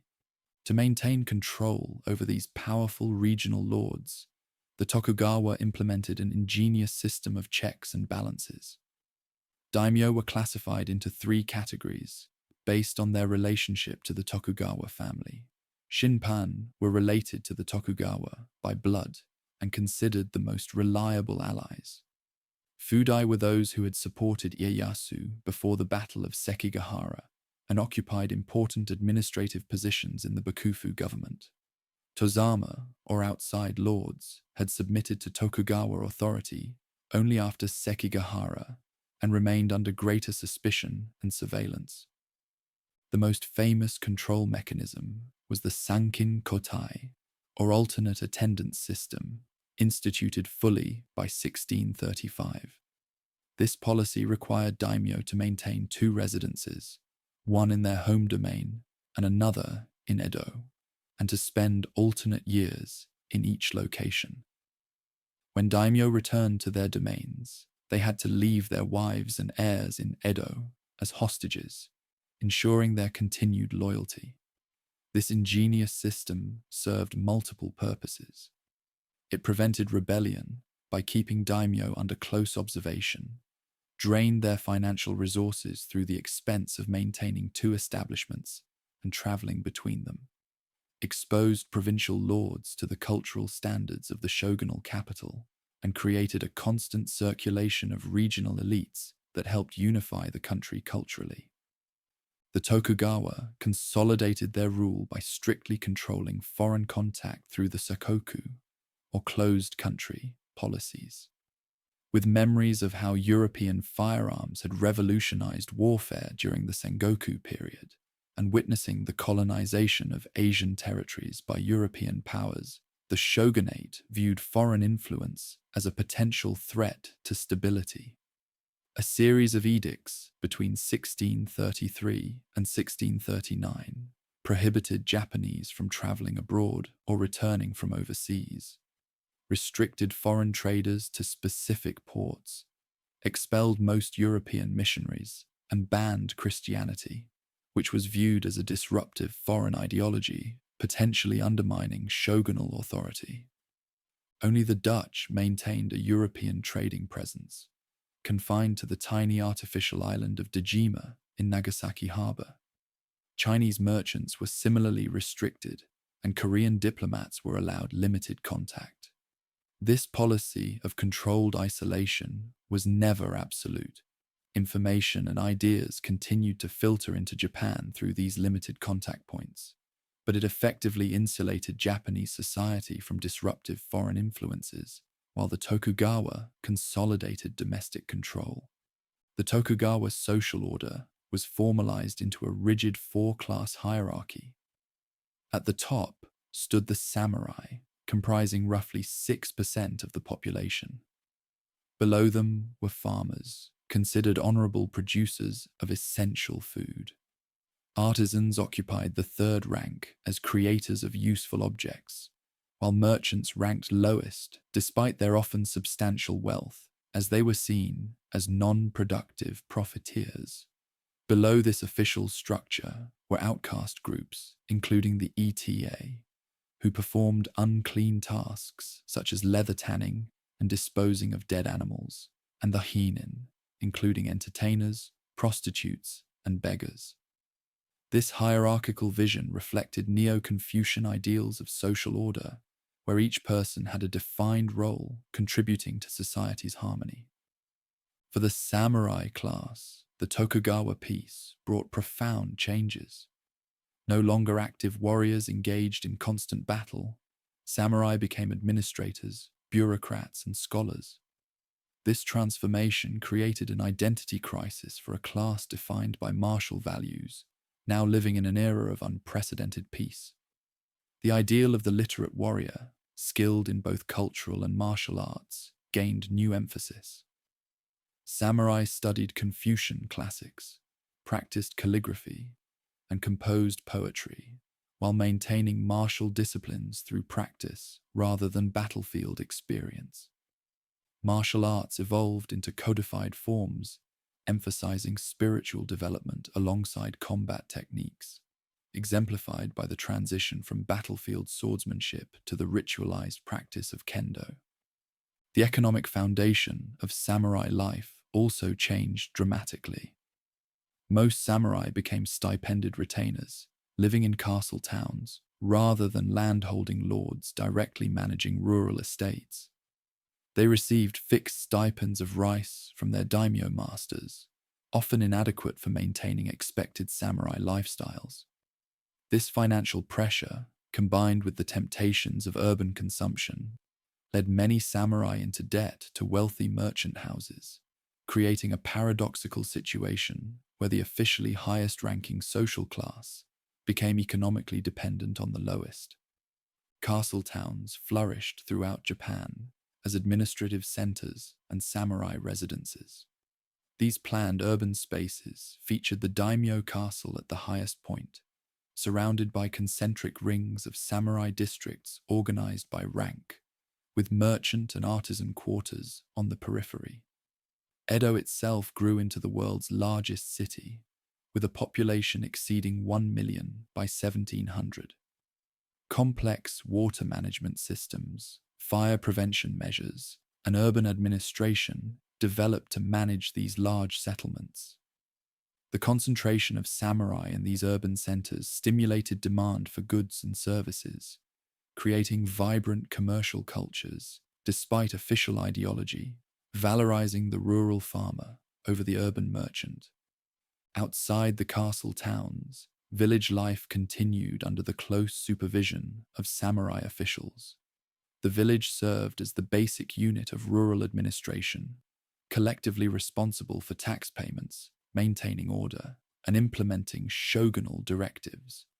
Village headmen, usually wealthy farmers, mediated between samurai authorities and the farming population. The annual rice tax, typically collecting between 40 to 60% of the harvest, flowed from villages to daimyo treasuries, and ultimately supported the elaborate samurai governmental structure and lifestyle. Agricultural production increased significantly during the early Edo period through land reclamation, irrigation improvements, new farming tools, fertilization techniques, and more intensive cultivation methods. Double cropping became more common, and commercial crops such as cotton, indigo, sugar, and tobacco supplemented rice cultivation. This agricultural surplus supported population growth, urbanization, and the expansion of handicraft industries and trade networks, gradually transforming Japan's feudal economy despite official policies aimed at preserving traditional social and economic patterns. The intellectual foundation of Tokugawa rule rested primarily on Neo-Confucianism, particularly the Jushi school from China, that emphasized social hierarchy, proper relationships, and moral cultivation. This philosophy provided ethical justification for samurai rule and the rigid social order, teaching that social harmony depended on each person fulfilling their proper role with sincerity and dedication. Confucian academies trained samurai administrators in the classics, history, and ethical principles needed for governance. The Tokugawa Shogunate established the Shoheiko in Edo as the official academy for bakufu retainers, while daimyo domains created their own schools for local samurai education. Buddhist institutions, formerly independent political and military powers, were brought under strict governmental control. The Tokugawa implemented the danka system, requiring every household to register with a Buddhist temple, primarily to eradicate Christianity, but also to create comprehensive population records. Temples became integrated into the administrative structure, performing quasi-governmental functions such as registration of births, deaths, and marriages. While Buddhist doctrinal development stagnated under this state control, temple complexes remained important cultural centers, preserving artistic traditions, manuscript collections, and ceremonial practices. Shinto, Japan's indigenous religious tradition, experienced a revival of scholarly interest during the early Edo period. Scholars like Yamaga Soko and Motoori Norinaga began researching ancient Japanese texts and practices, seeking to identify a pure Japanese tradition distinct from imported Chinese and Buddhist elements. This nativist scholarship, while initially an academic pursuit, would eventually contribute to intellectual currents challenging the theoretical basis of Tokugawa rule. The early Edo period witnessed remarkable cultural fluorescence as peace and urban growth created audiences and patrons for new art forms. The licensed pleasure districts, most famously the Yoshiwara in Edo, developed sophisticated entertainment cultures combining music, dance, fashion, and literary wit. Kabuki theatre evolved from ribald street performances into a major dramatic art form, with professional troupes, purpose-built theatres, and star actors. Bunraku puppet theatre reached artistic maturity with sophisticated mechanical puppets, emotional musical accompaniment, and dramatic texts by master playwrights like Chikamatsu Monzemon, whose historical dramas and domestic tragedies explored the conflict between social obligation and personal feeling at the heart of Edo period moral dilemmas.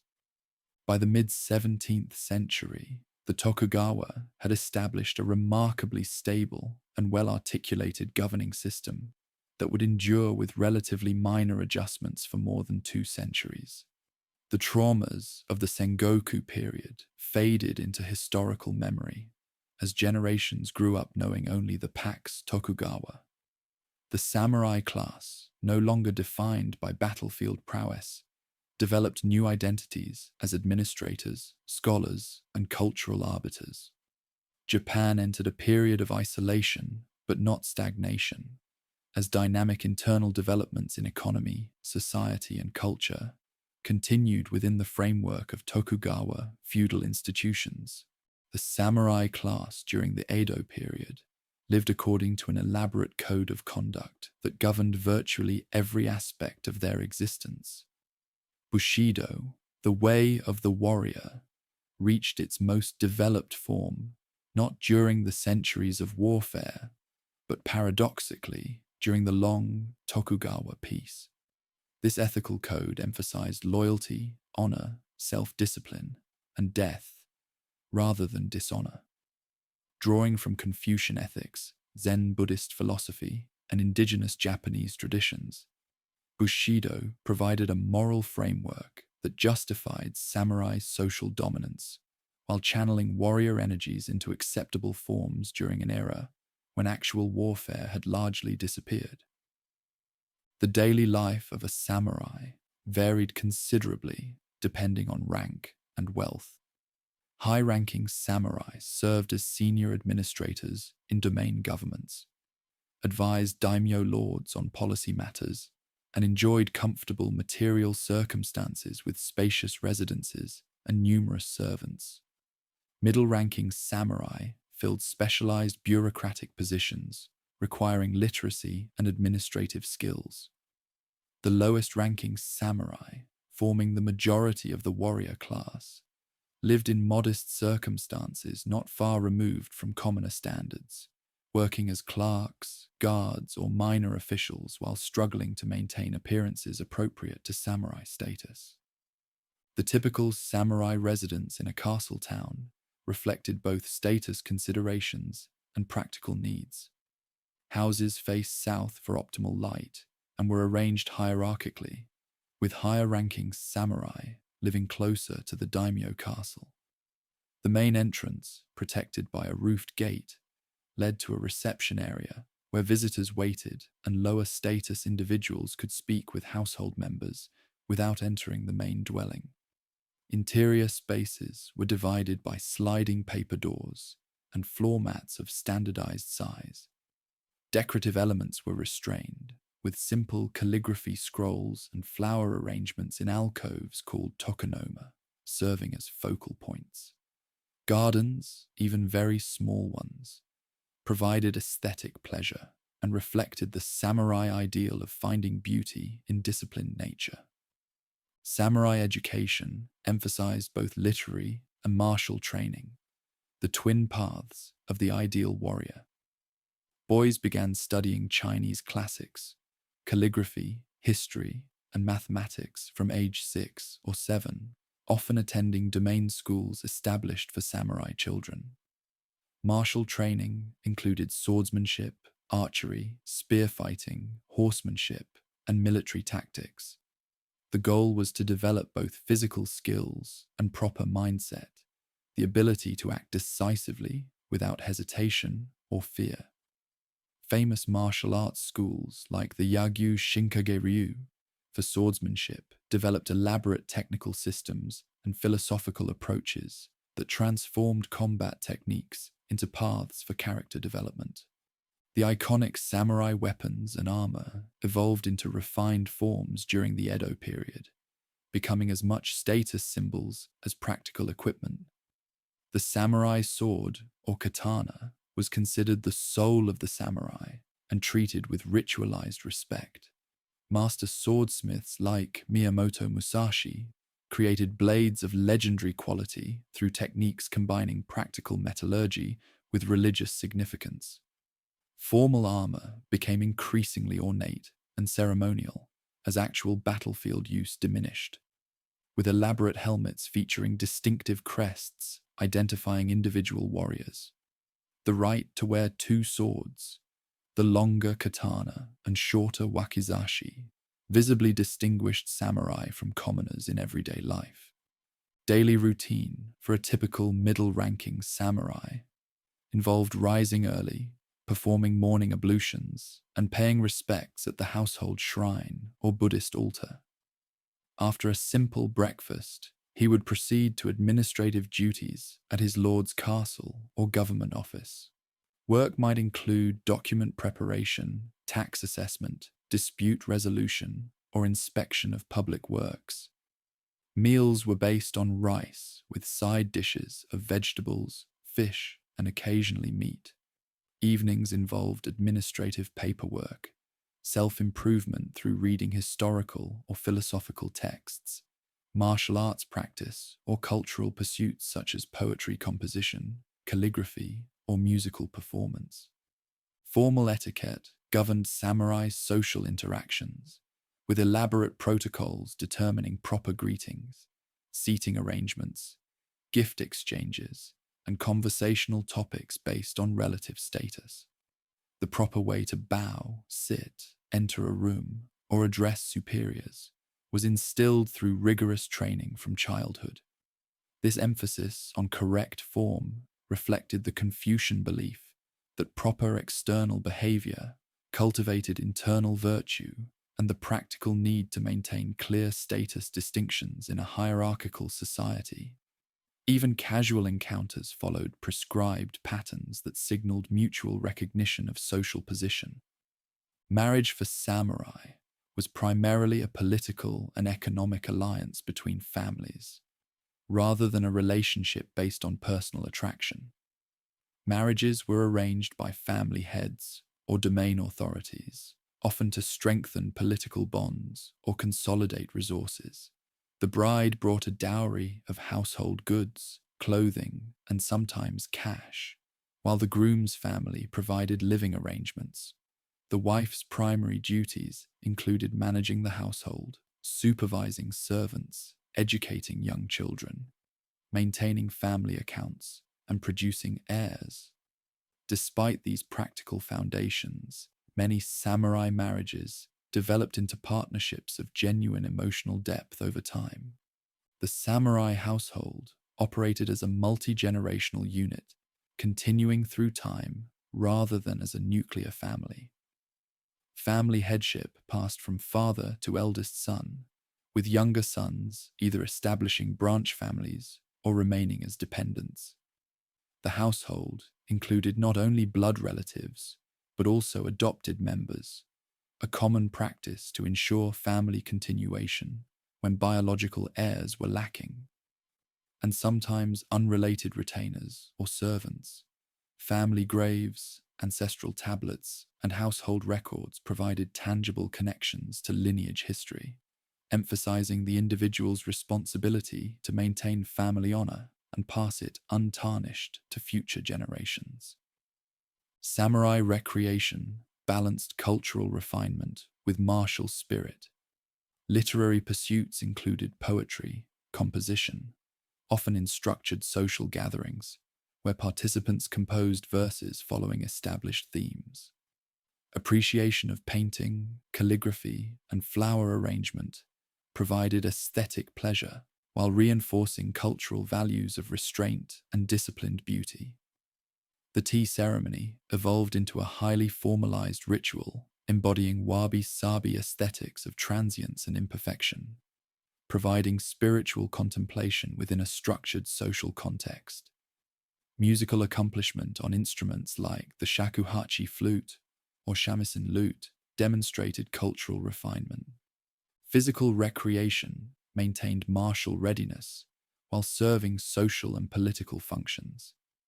Archery competitions, originally religious rituals, became tests of concentration and technical skill. Sumo wrestling, codified with elaborate rituals and technical classifications, developed from battlefield grappling techniques into a specialized combat sport.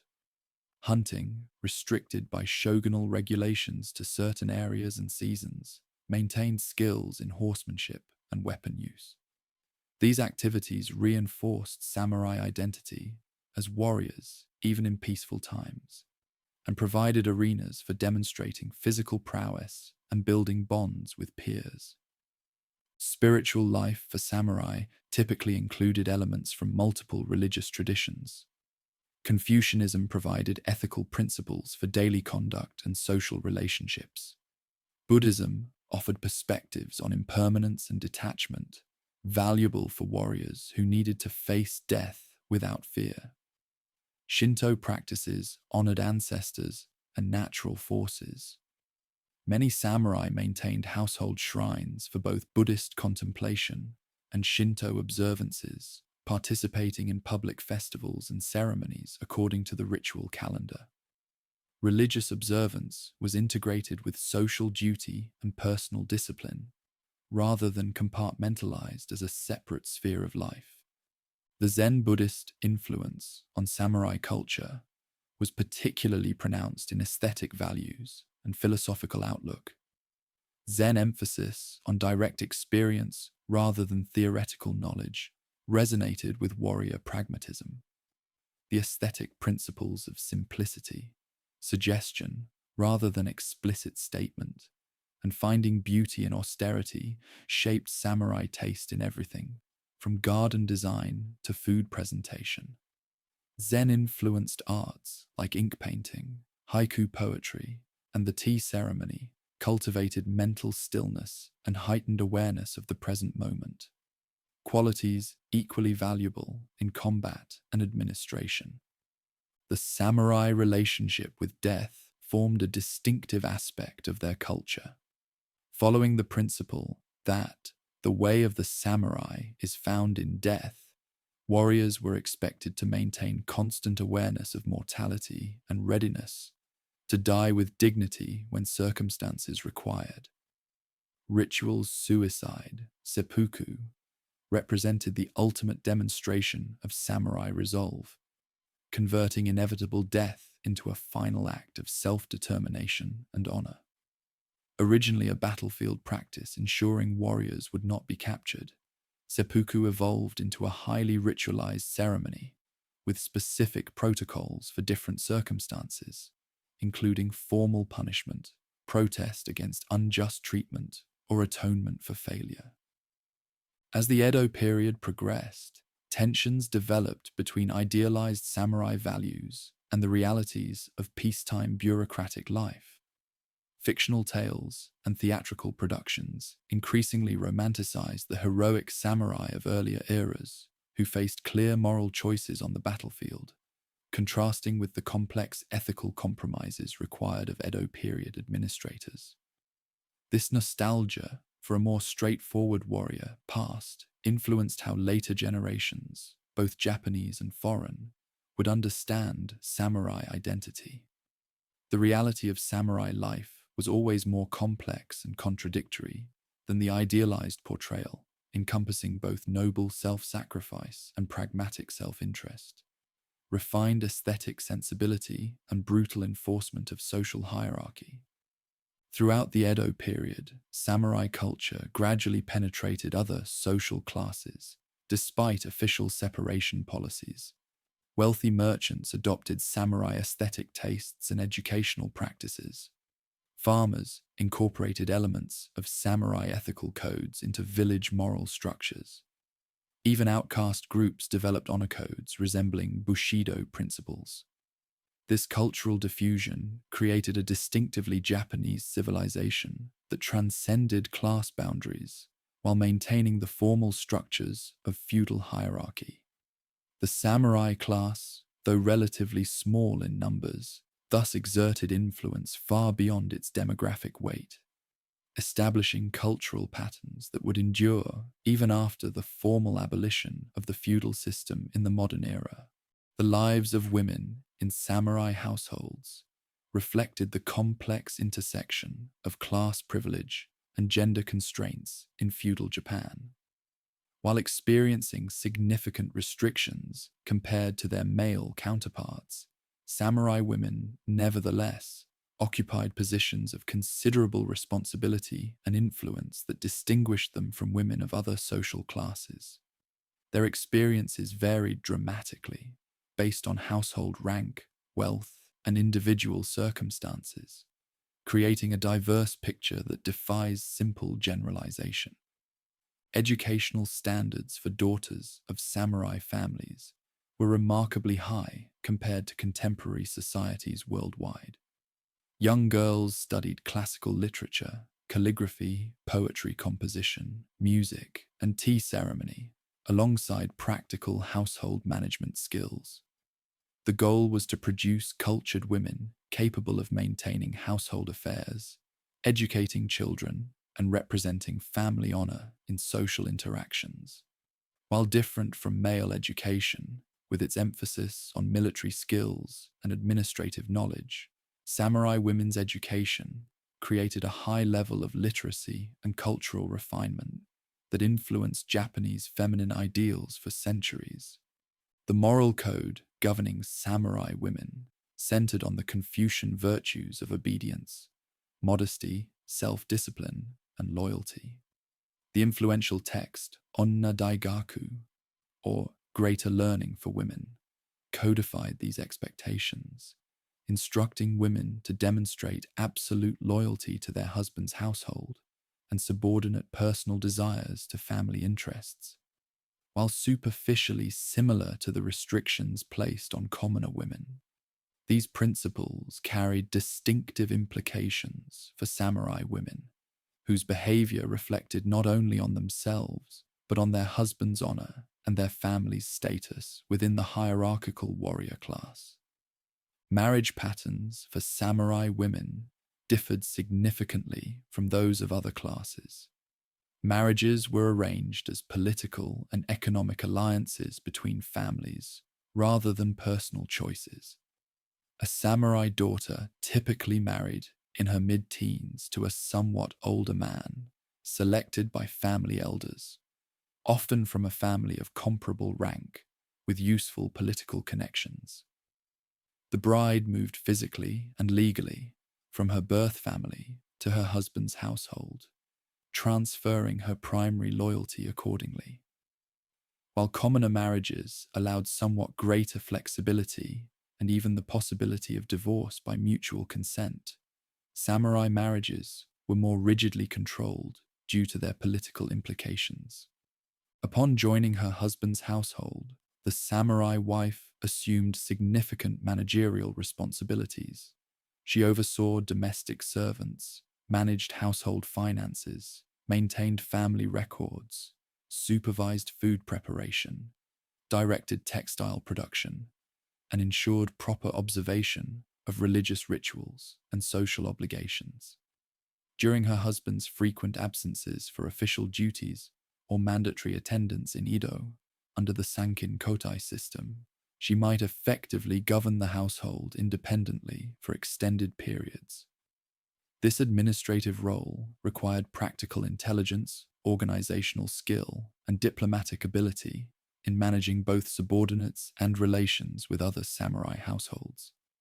The production of male heirs represented a crucial obligation for samurai wives, ensuring the continuation of the family line and preserving its status and stipend rights.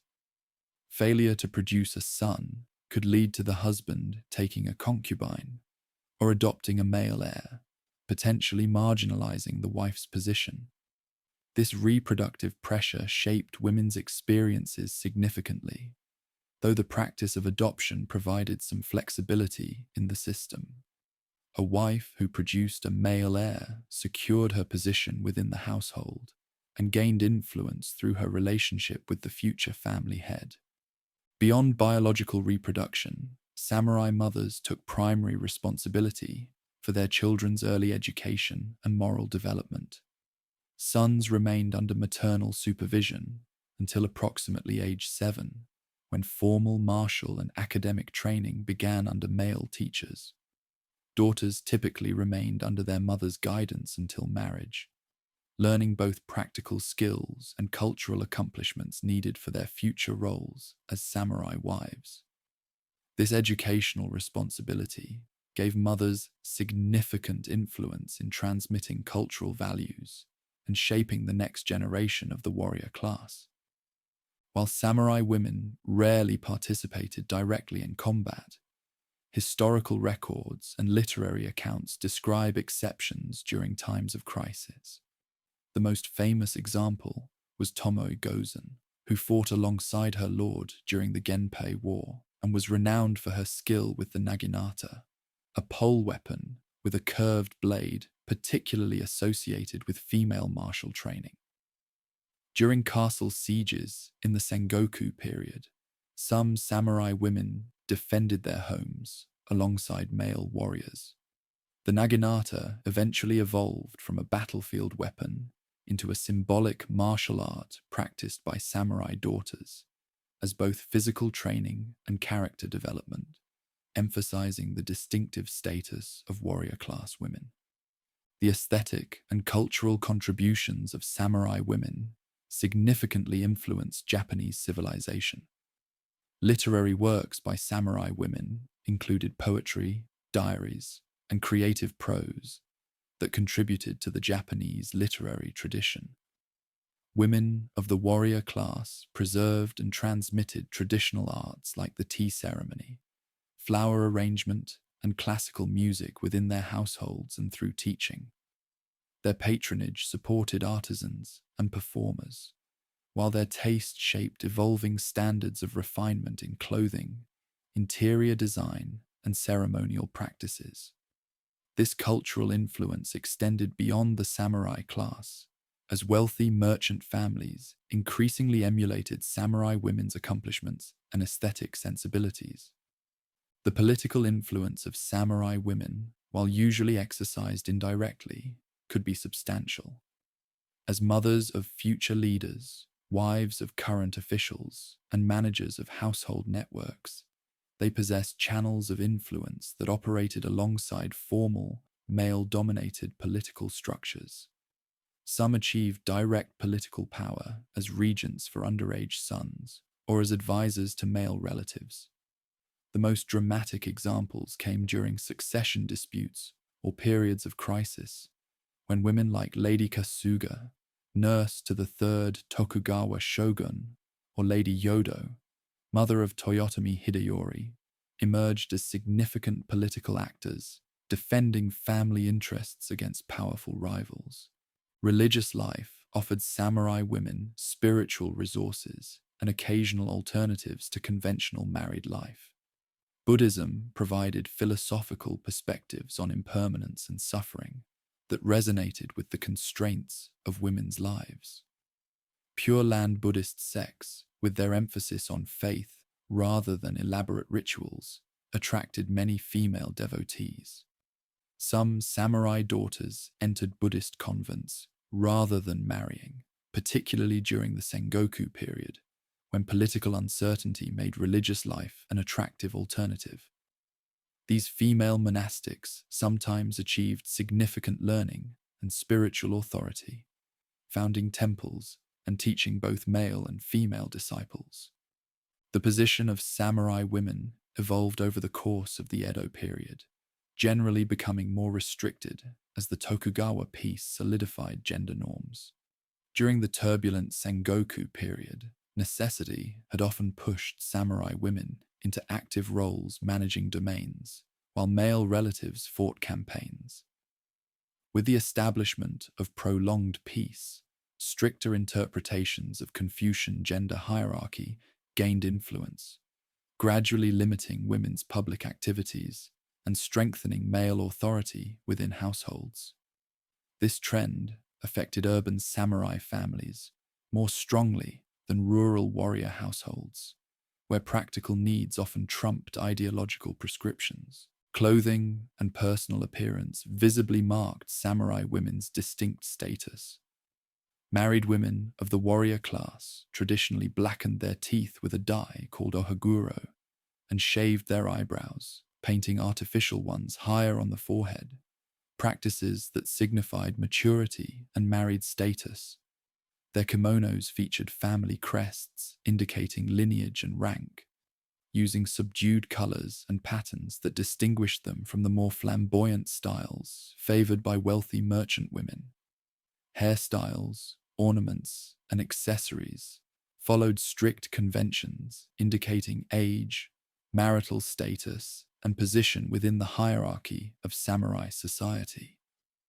Daily life for samurai women centered on the interior spaces of the household, particularly the private family quarters, separated from the more public reception rooms where male household members conducted official business. While this spatial division reflected gender norms restricting women's public presence, it also created female-dominated domains where women exercised significant authority. The inner quarters became centers of cultural production and transmission, where poetry was composed, music performed, and artistic skills refined.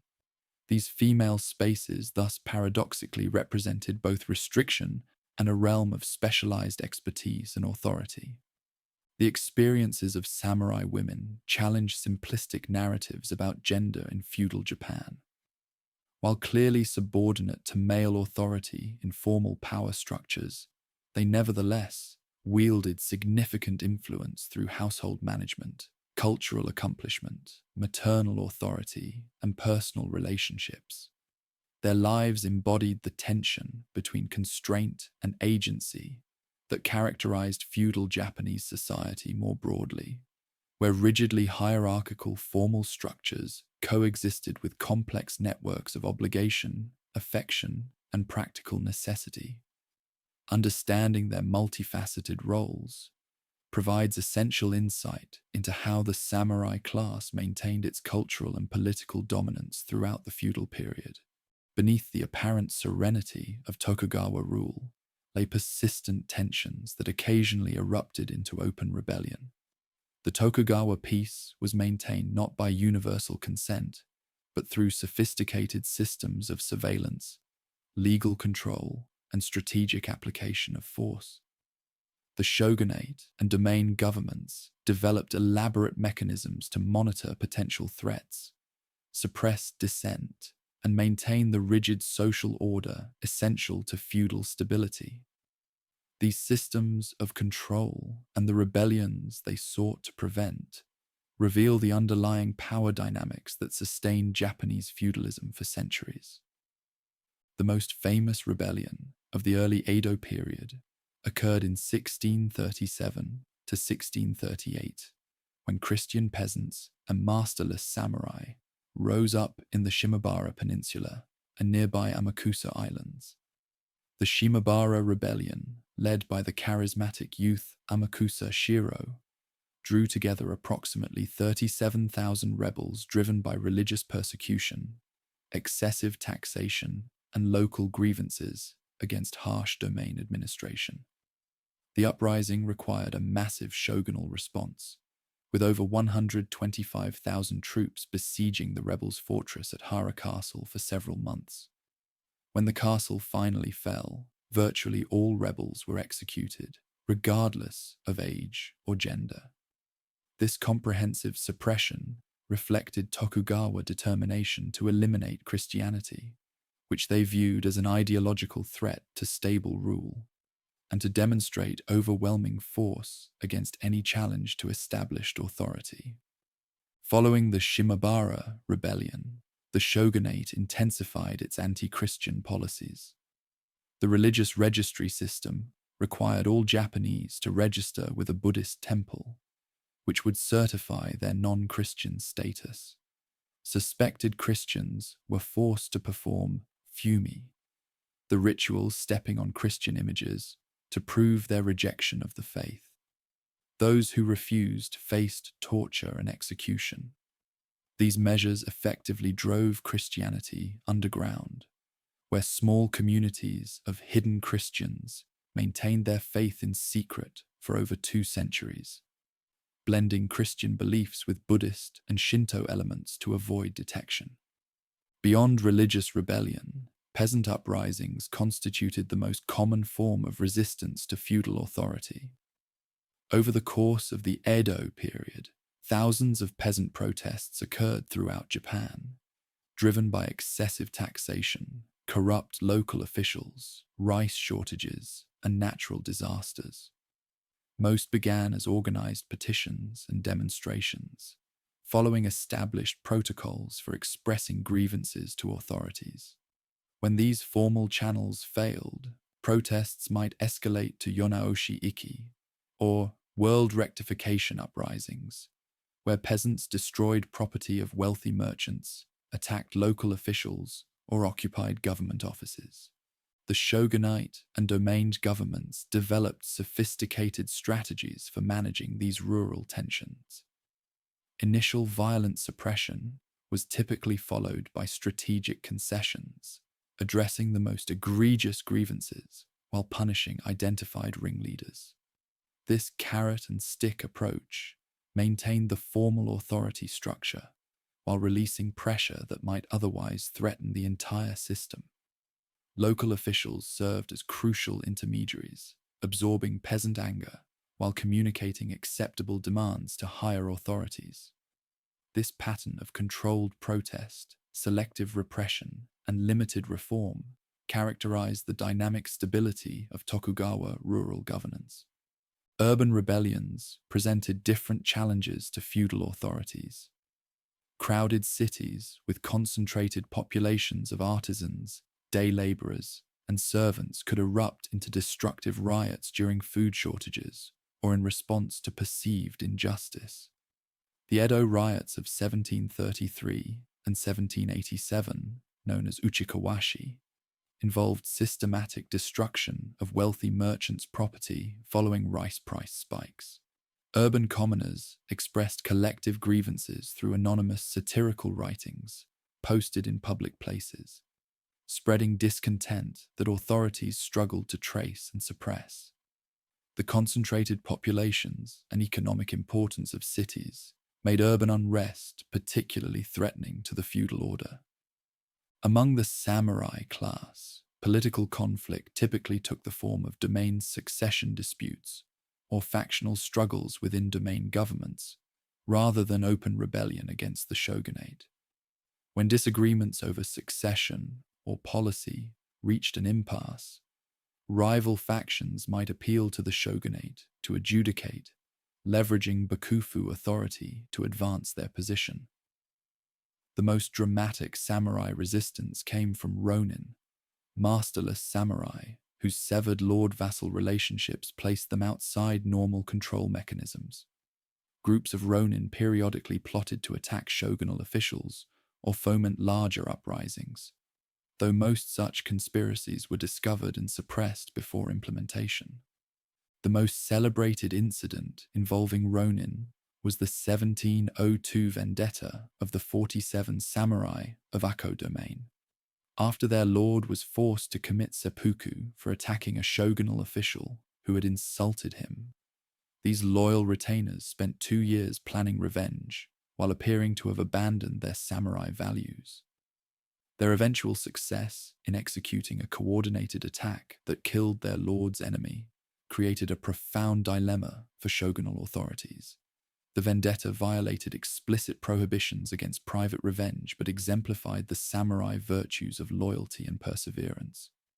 After considerable deliberation, the shogunate ordered the ronin to commit seppuku, an honorable punishment acknowledging both their crime and their adherence to Bushido principles. The 47 ronin incident rapidly entered popular culture through dramatic adaptations, woodblock prints, and oral storytelling. These portrayals generally celebrated the ronin as paragons of samurai virtue, while depicting shogunal officials as bureaucratic legalists disconnected from true warrior values. This romanticization of rebellion, in carefully circumscribed circumstances, revealed tensions within samurai identity during the peaceful Edo period. The tale's enormous popularity suggested a widespread nostalgia for more heroic expressions of samurai values than were possible within the highly regulated Tokugawa order. The shogunate maintained comprehensive surveillance systems to identify potential threats before they materialized. The Metsuke, or inspectors, formed an intelligence network monitoring daimyo activities, government officials, and potential sources of unrest. Traveling in disguise, these agents gathered information on local conditions, popular sentiment, and possible conspiracies. In Edo, the overstretched police force of Yurikei and Doshin was supplemented by networks of informants drawn from outcast communities, who monitored gambling dens, unlicensed brothels, and other criminal gathering places. Domain governments maintained similar systems within their territories, creating overlapping webs of surveillance throughout Japanese society. Legal control represented another pillar of Tokugawa authority. The shogunate issued comprehensive legal codes governing everything from acceptable clothing for different classes to procedures for traveling between domains. Domain governments promulgated their own local regulations within this national framework. Punishments were public and severe, designed to deter through example rather than rehabilitate offenders. Criminal suspects faced detention and interrogation under torture until they confessed, with few procedural protections. This harsh penal system, while arbitrary by modern standards, created clear boundaries for acceptable behavior within the rigid feudal order. Physical movement throughout Japan was carefully regulated through the sekisho, or barrier station system. These checkpoints on major roads examined travelers' documentation, particularly focusing on weapons transportation and unauthorized movement of women and children. The most stringent inspection occurred at barriers controlling access to Edo, Kyoto, and Osaka, as well as those separating different domains. This system aimed primarily to enforce the Sankin Kotai system by preventing daimyo families from leaving Edo without permission and controlling potential rebel movements between regions. Within this controlling framework, however, Japanese society maintained remarkable internal stability compared to contemporary societies worldwide. Violent crime rates remained relatively low, and most people experienced the feudal order not primarily as oppression, but as a predictable structure within which they could pursue limited but meaningful life goals. The emphasis on group responsibility, from the village level to the domain level, created strong social pressure for conformity and self-regulation. Communities managed minor conflicts internally through mediation and social sanctions, minimizing the need for direct intervention by samurai authorities. The Tokugawa system thus balanced firm control with pragmatic flexibility, maintaining core feudal hierarchies while allowing sufficient adaptability to address changing conditions. This dynamic stability characterized Japanese feudalism at its most developed stage, creating a society that preserved traditional structures while gradually evolving new social and economic patterns within the formal feudal framework. The relative rarity of large-scale rebellion, despite significant internal tensions, testified to the sophisticated governance mechanisms developed through centuries of feudal experimentation. As the Tokugawa peace extended into its second century, profound economic and social transformations occurred beneath the apparently unchanging feudal structure. The rigid four-class hierarchy and formal political institutions remained intact, but the actual distribution of wealth, influence, and cultural authority shifted dramatically. These changes created increasing tensions between feudal ideology and social reality, gradually undermining the foundations of samurai dominance while creating new cultural forms that would shape Japanese modernity. The most significant economic development was the steady growth of a sophisticated commercial economy, increasingly divorced from the agrarian foundations of feudal society. Osaka emerged as the commercial center of Japan, where rice collected as tax revenue from domains throughout the country was converted into cash through commodity markets. Professional merchants developed complex financial instruments, including futures contracts, bills of exchange, and commercial paper. Domain governments increasingly relied on wealthy merchant houses like the Mitsui, Sumitomo, and Konoike families for loans to cover expenses, creating financial relationships that contradicted the official ideology, placing merchants at the bottom of the social hierarchy. Urban growth continued throughout the period, with Edo surpassing 1 million residents to become the world's largest city. Other castle towns and trading centers like Osaka and Kyoto similarly expanded, creating unprecedented concentrations of non-agricultural population. These urban areas developed distinctive cultures centered on the chonin, or townspeople, including merchants, artisans, entertainers, and service providers of all kinds. Freed from many rural social constraints and often possessing considerable disposable income, urban commoners patronized theaters, pleasure quarters, restaurants, and other commercial entertainment, creating a vibrant popular culture that gradually overshadowed traditional elite arts.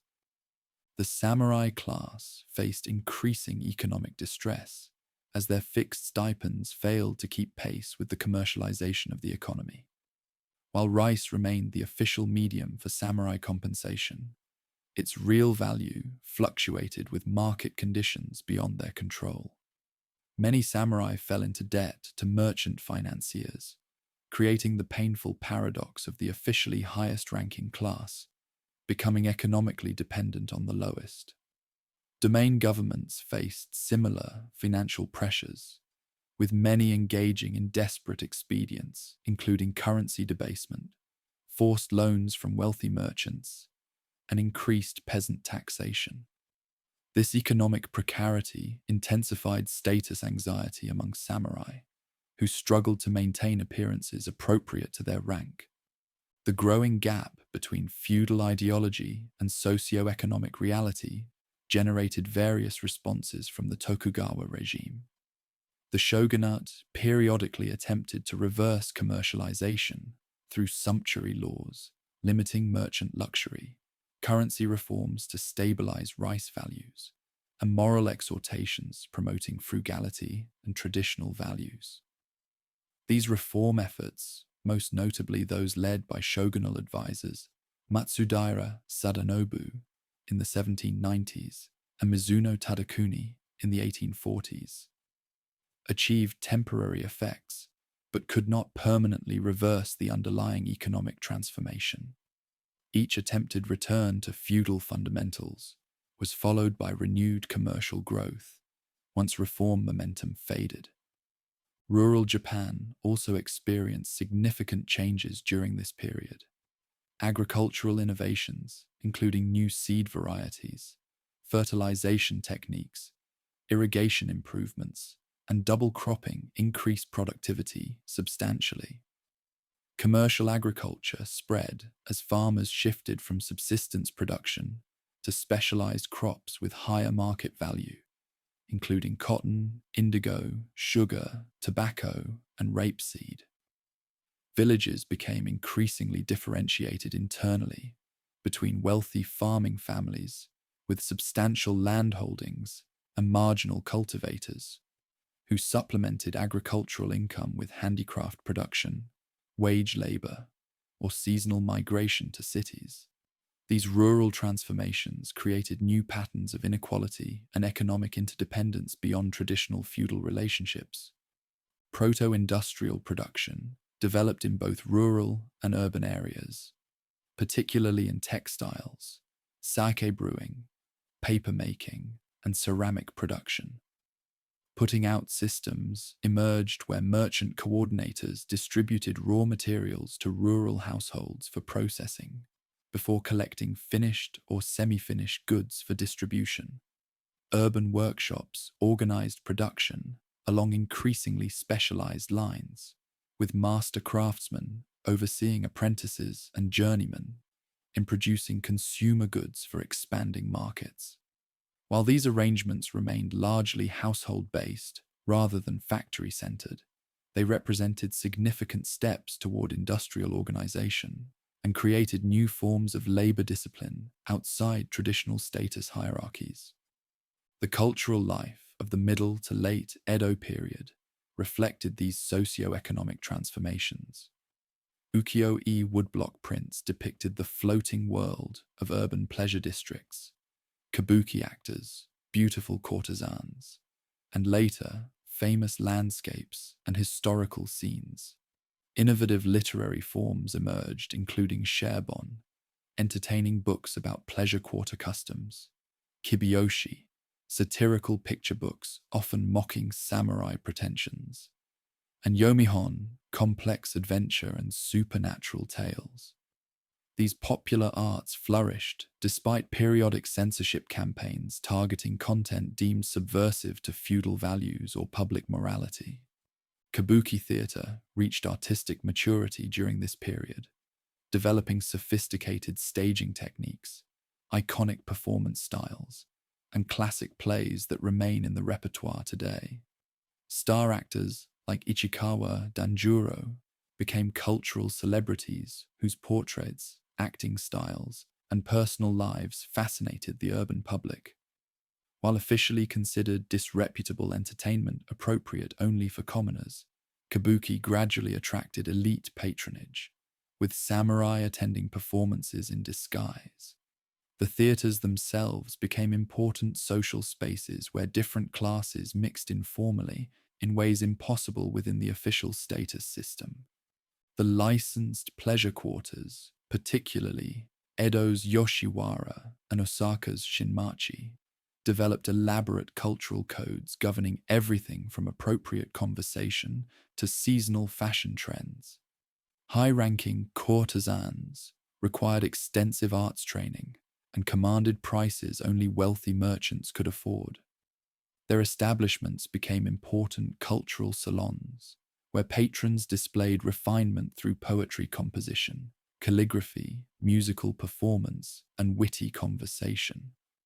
This sophisticated entertainment world inverted conventional status hierarchies, with merchant wealth purchasing access to cultural capital traditionally associated with elite education. Traditional elite cultural forms continued alongside these popular developments, but increasingly reflected changing social realities. The tea ceremony, traditionally associated with samurai aesthetic values, attracted wealthy merchant practitioners who built elaborate tea rooms and collected valuable utensils. Classical Japanese poetry and linked verse composition remained important markers of education, but incorporated new themes from urban commoner life. Scholarly pursuits, including medicine, botany, mathematics, and historical research, flourished among both samurai intellectuals and educated commoners, creating overlapping communities of knowledge transcending status boundaries. The Middle Edo period witnessed Japan's first significant encounter with Western scientific knowledge through the policy of rangaku, or Dutch learning. The small Dutch trading post at Dejima in Nagasaki Harbor provided the sole official window to European developments. Japanese scholars, initially focused on practical medical knowledge, gradually expanded their interests to astronomy, geography, botany, physics, and military science. Government restrictions limited this learning, requiring official permission for rangaku studies and censoring potentially disruptive information. Nevertheless, awareness of Western scientific advancement gradually spread among educated elites, creating intellectual ferment despite Japan's formal isolation. Religious life during this period reflected both institutional stability and significant undercurrents of popular spirituality outside official structures. Established Buddhist sects maintained their formal relationships with parishioner households, but often became ritualized and formalistic. Folk religious practices flourished, including pilgrimages to famous shrines and temples, household divination, and local festivals honoring kami and ancestors. New religious movements occasionally emerged, combining elements from various traditions with charismatic leadership and promises of healing or salvation, though authorities usually suppressed these as potential threats to social order. By the late Edo period, this complex social reality increasingly strained against the formal feudal structure. Wealthy merchants with generations of cultural refinement found the official hierarchy that placed them beneath impoverished samurai increasingly arbitrary. Educated commoners questioned traditional justifications for status distinctions. Domain governments struggled with chronic financial problems, while witnessing the prosperity of the commercial sector. They could tax only indirectly. The samurai class faced a growing identity crisis as their military function became increasingly vestigial, while their administrative role was partially supplanted by competent commoner clerks and managers. These internal tensions might have continued evolving gradually. Within the Tokugawa framework, had external pressures not forced more rapid change. The appearance of Russian, British, and American ships in Japanese waters, with increasing frequency from the late 18th century onward, confronted the shogunate with unprecedented diplomatic and military challenges. The comfortable isolation that had allowed Japanese feudalism to develop its distinctive patterns was becoming untenable in a rapidly changing global environment.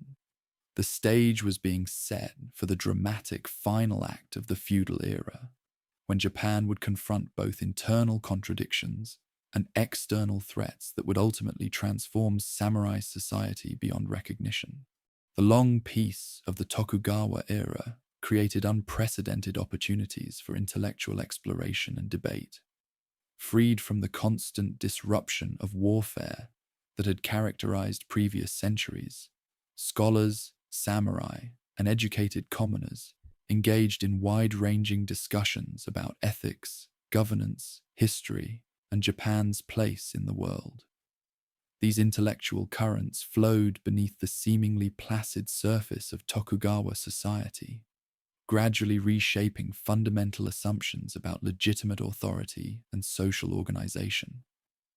While initially serving to justify and strengthen feudal institutions, Japanese thought eventually developed perspectives that would contribute to feudalism's ultimate transformation.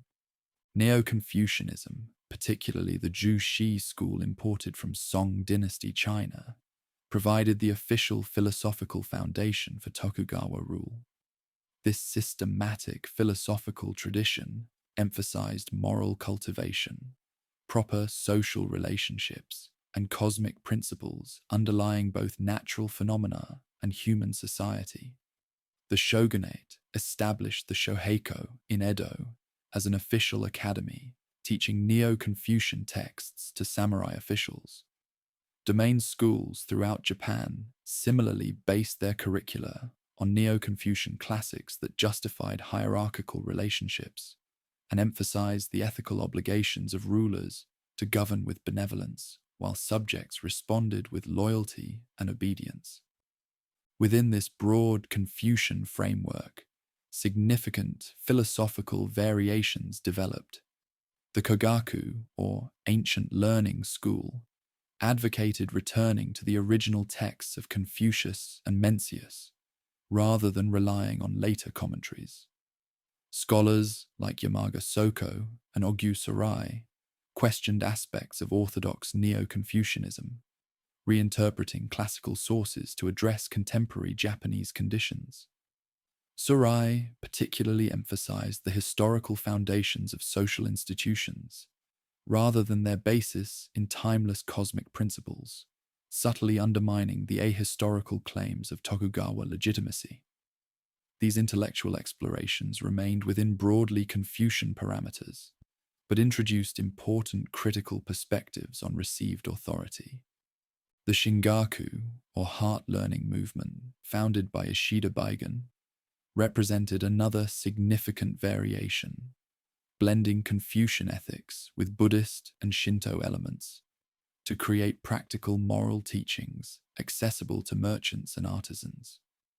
Addressing the contradiction between the low official status of merchants and their growing economic importance, Shingaku teachings legitimized commercial activity as socially beneficial when conducted ethically. Through accessible lectures and moralistic tales, Shingaku teachers spread values of honesty, diligence, and social responsibility among urban commoners, creating ethical frameworks adapted to commercial society rather than warrior values. Traditional Buddhism faced intellectual challenges during the Tokugawa period, despite its institutional entrenchment. Buddhist thought had flourished during earlier centuries, with innovative Japanese developments of Tendai, Shingon, Pure Land, and Zen traditions. However, under Tokugawa rule, Buddhism became increasingly integrated into state administrative functions through the temple registration system. This official role, combined with comfortable economic arrangements through death ritual monopolies, contributed to intellectual stagnation in mainstream Buddhist institutions. The most vibrant Buddhist thinking often emerged from reform movements criticizing established temple hierarchies and seeking return to foundational spiritual practices.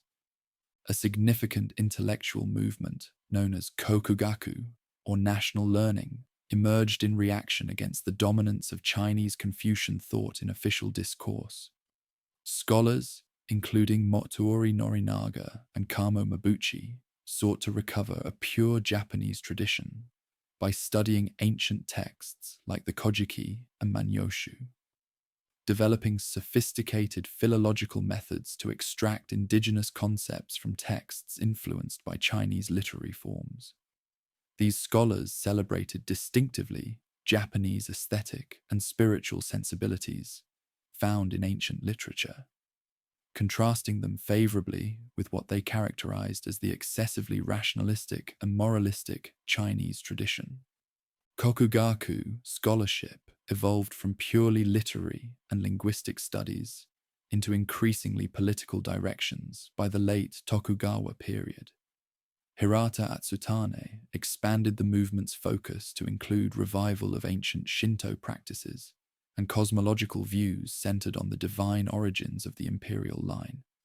His writings emphasized Japan's spiritual superiority to other nations and the sacred nature of the Japanese polity.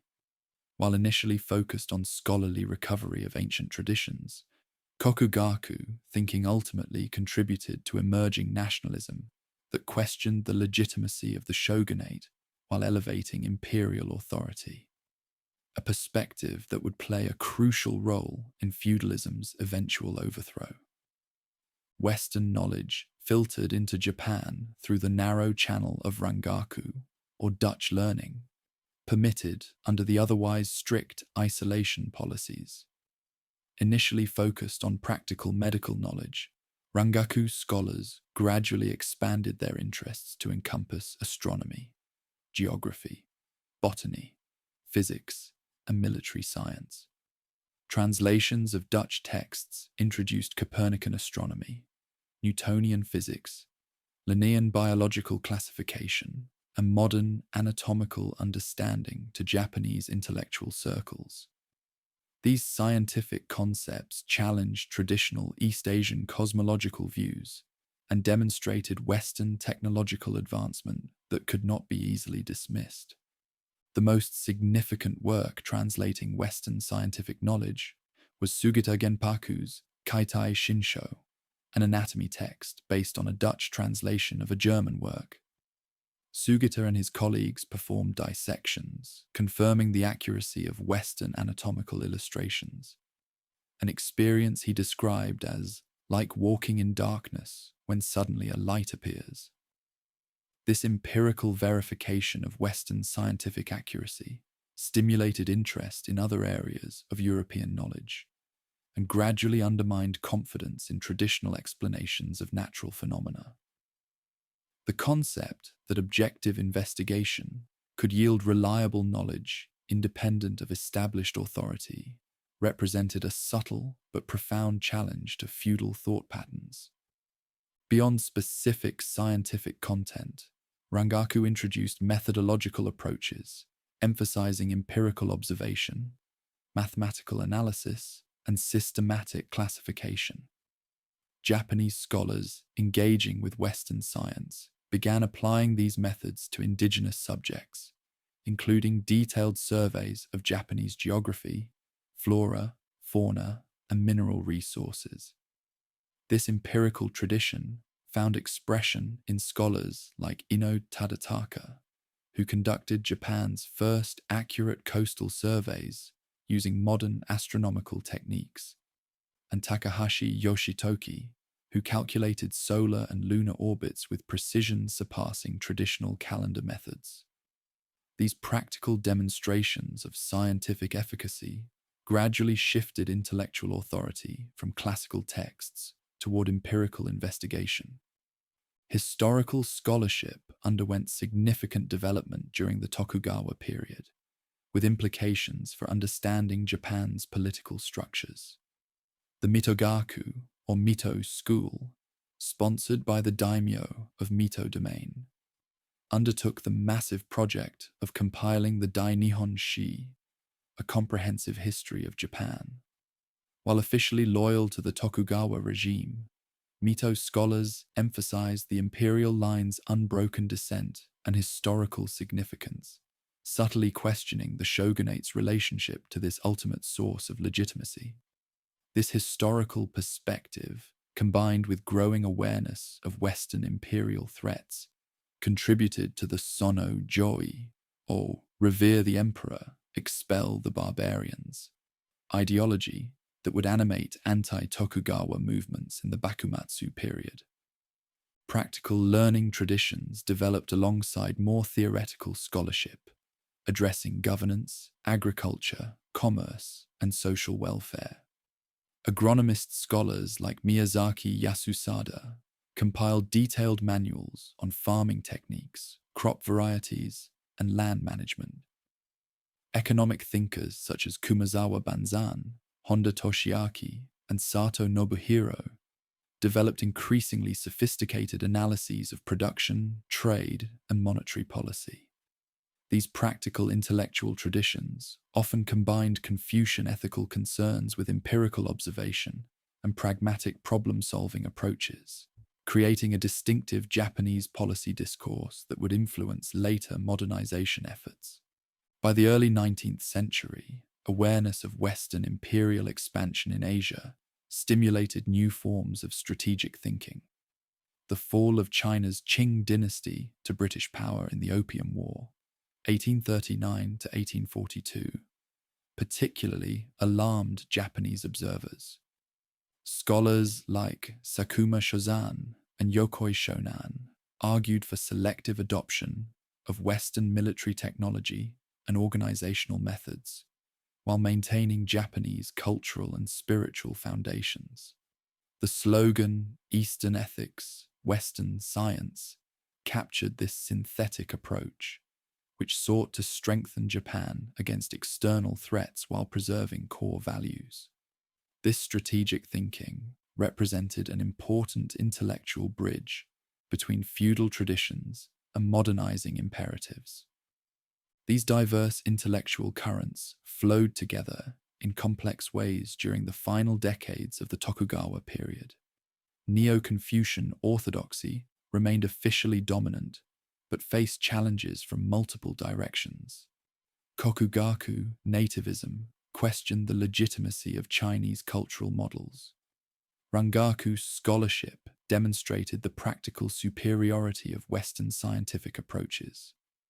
Historical studies raised questions about the shogunate's relationship to imperial authority, and economic writings highlighted the contradictions between feudal status hierarchies and commercial realities. Together, these intellectual developments created conceptual resources for reimagining Japanese society beyond feudal parameters. The intellectual ferment of the late Tokugawa period directly influenced the leaders who would eventually dismantle feudalism during the Meiji Restoration. Many key figures in the anti-Tokugawa movement emerged from these scholarly traditions, particularly from lower-ranking samurai families, with strong educational backgrounds, but limited opportunities within the ossified feudal structure. Their exposure to diverse intellectual perspectives, from Neo-Confucian ideals of virtuous governance to Kokugaku celebration of imperial legitimacy to Rangaku awareness of Western power, shaped their understanding of Japan's challenges and possibilities. The feudal system that had nurtured this intellectual flowering would ultimately be transformed by the very ideas it had allowed to develop. As the 19th century progressed, the Tokugawa system faced mounting pressures, both internal and external, that would ultimately bring Japan's feudal era to a dramatic close. Economic strains, social tensions, ideological challenges, and foreign threats converged to undermine a political structure that had maintained stability for over 2 centuries. The final decades of Tokugawa rule witnessed increasing signs of systemic crisis, desperate reform attempts, and ultimately the collapse of feudal institutions. Yet even as the formal structures of samurai rule disappeared, core elements of samurai culture and values would continue to shape Japanese national identity into the modern era and beyond. The Tokugawa shogunate's financial difficulties intensified during its final decades. Despite repeated currency debasement, forced loans from wealthy merchants, and attempts to increase agricultural productivity, both the central bakufu and most domain governments faced chronic budget deficits. The economic foundation of samurai rule, control of agricultural surplus through rice taxation, proved increasingly inadequate as commercial activity generated wealth that feudal institutions struggled to tap effectively. Lower-ranking samurai particularly suffered from fixed stipends that failed to keep pace with inflation, creating a discontented class of educated warriors with diminishing stakes in maintaining the system. Natural disasters compounded these economic challenges. The Tempo famine of 1833 to 1837, triggered by unusually cold weather that destroyed rice harvests across Japan, caused widespread suffering and numerous peasant uprisings. The Great Ansei earthquake of 1855 devastated Edo, destroying samurai residences and government buildings, while being interpreted by many as an ominous sign for the regime. These catastrophes strained relief resources, highlighted administrative inadequacies, and intensified questioning of the Tokugawa order's ability to fulfill its basic protective functions. Reform efforts by the shogunate proved insufficient to address these systemic problems. The Tempo reforms implemented by senior councillor Mizuno Tadakuni between 1841 and 1843 attempted to revitalize Tokugawa rule through currency stabilization, sumptuary regulations restricting merchant luxury, forced price reductions, and bureaucratic restructuring. Despite initial vigor, these measures faced resistance from entrenched interests and failed to address underlying structural contradictions. The reforms' limited success demonstrated the difficulty of preserving feudal institutions against powerful economic and social currents moving in contrary directions. Western imperial pressure delivered the decisive external shock to this already strained system. In 1853, American Commodore Matthew Perry arrived in Edo Bay with 4 black ships, steam-powered warships whose technology demonstrated Western military superiority. Perry delivered a letter from President Fillmore, demanding diplomatic relations and protection for shipwrecked American sailors. When Perry returned the following year with a larger fleet, the shogunate, recognizing its military vulnerability, signed the Convention of Kanagawa, opening 2 ports to American ships and establishing a U.S. consulate. Similar unequal treaties with other Western powers soon followed. These treaty concessions triggered a profound political crisis. The shogunate had violated fundamental national seclusion policies without imperial approval, undercutting its legitimacy as protector of the realm. The emperor's formal consent was hastily sought but internally disputed. The slogan Sono Joi, revere the emperor, expel the barbarians, gained popularity, especially among lower-ranking samurai in domains traditionally distant from Tokugawa control. Anti-foreign incidents multiplied, including attacks on Western diplomats and merchants that provoked punitive military responses, demonstrating feudal Japan's strategic vulnerability. Political divisions widened as various factions proposed conflicting responses to the Western challenge.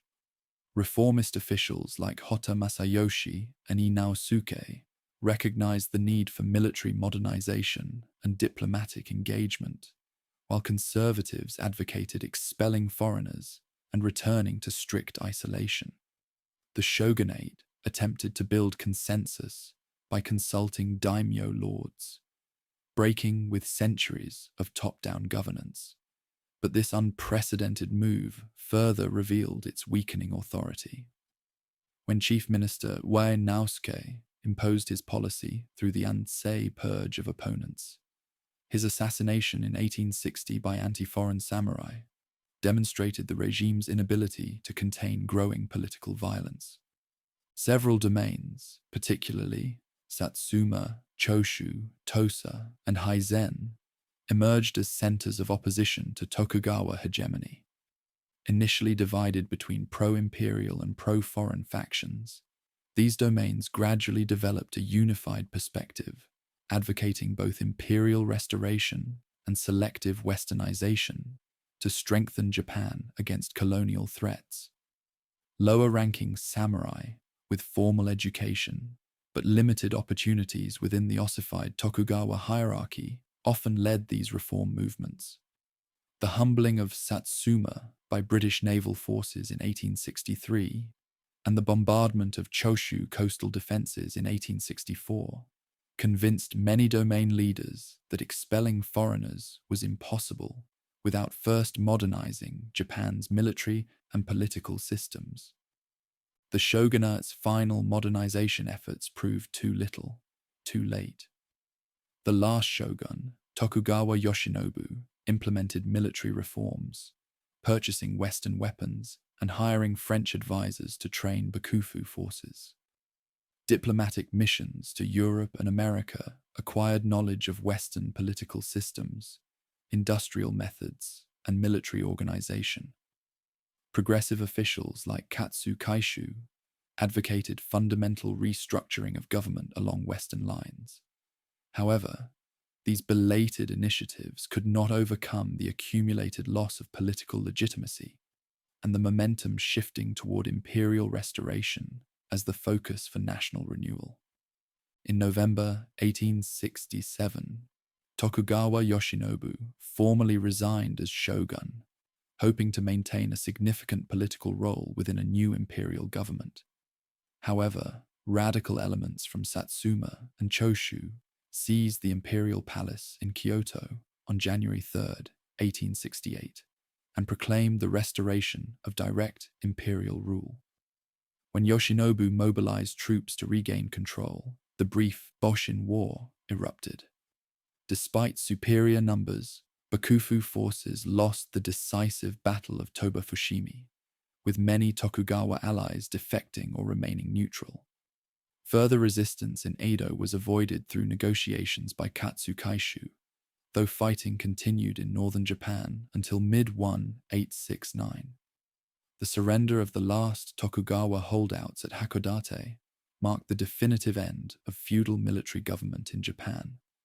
The Meiji Restoration of 1868, named for the era name of the young emperor Mutsuhito, represented both culmination and transformation of samurai-led political change.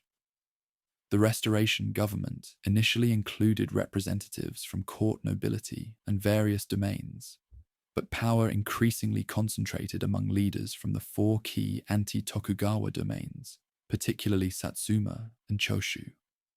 These samurai reformers, including figures like Saigo Takamori, Kido Takayoshi, Ito Hirobumi, and Yamagata Aritomo, recognized that preserving Japanese independence required fundamental restructuring of political, military, and economic systems along Western lines. The dismantling of feudal institutions proceeded with remarkable speed. In 1869, the daimyo formally returned their domains to imperial authority, receiving appointments as governors of their former territories. By 1871, these domains were abolished entirely and replaced with prefectures administered by the central government. The elaborate status hierarchy of Tokugawa society was officially abandoned in 1871, with former samurai, peasants, artisans, and merchants unified as imperial subjects with formal legal equality. The commoner classes generally welcomed these changes, while the former elite experienced them as profound disruption of traditional identities and privileges. For the samurai class specifically, the Meiji Restoration brought dramatic transformation rather than simple abolition. The privilege of wearing swords, the visible symbol of samurai status, was eliminated in 1876, striking at warrior identity. Military reforms replaced domain armies with a national conscript force based on European models, ending the samurai monopoly on martial service. Most significantly, the government converted hereditary samurai stipends first to interest-bearing bonds and then to one-time cash payments, fundamentally altering the economic basis of samurai existence from hereditary entitlement to capital investment. These rapid changes provoked the last armed resistance from conservative samurai elements. The Saga Rebellion of 1874, led by former Restoration leader Eto Shinpei, briefly challenged the central government but was quickly suppressed. More significantly, the Satsuma Rebellion of 1877, led by the renowned samurai Saigo Takamori, represented the last major armed uprising of traditional warriors against modernizing reforms. After initial successes, Saigo's forces were defeated by the modern imperial army, with Saigo himself committing suicide rather than surrendering. This decisive defeat demonstrated that the age of the samurai as a military class had truly ended. Despite the abolition of formal samurai status, former warrior families pursued various adaptation strategies in the new Japan.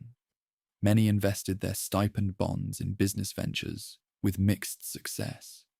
Others entered government service as bureaucrats, diplomats, police officers, and teachers, where their education and administrative experience proved valuable. Some became officers in the new imperial military forces, transferring martial values to modern institutional contexts. A smaller number embraced entrepreneurship, using their connections and education to establish successful enterprises. Through these diverse paths, former samurai played crucial roles in Japan's rapid modernization while experiencing profound disruption of traditional identities. The Meiji government consciously preserved and repurposed elements of samurai values, even while dismantling feudal institutions. Bushido was reinterpreted as a national ethic rather than a class-specific code, with virtues like loyalty, self-discipline, and self-sacrifice promoted as distinctively Japanese qualities expected of all imperial subjects. The 1890 Imperial Rescript on Education institutionalized these values in the national school system, emphasizing loyalty to the emperor, filial piety, and willingness to sacrifice for the nation. Military training incorporated modified samurai moral concepts alongside Western technical methods. This selective adaptation of samurai ethics to modern nationalist purposes created ideological continuity amid institutional transformation. Japanese cultural production during the Meiji period reflected complex attitudes toward the samurai past. Early Meiji literature often critiqued feudal values and celebrated new social possibilities. However, as Japan secured its independence and achieved international recognition, cultural nostalgia for samurai traditions increased.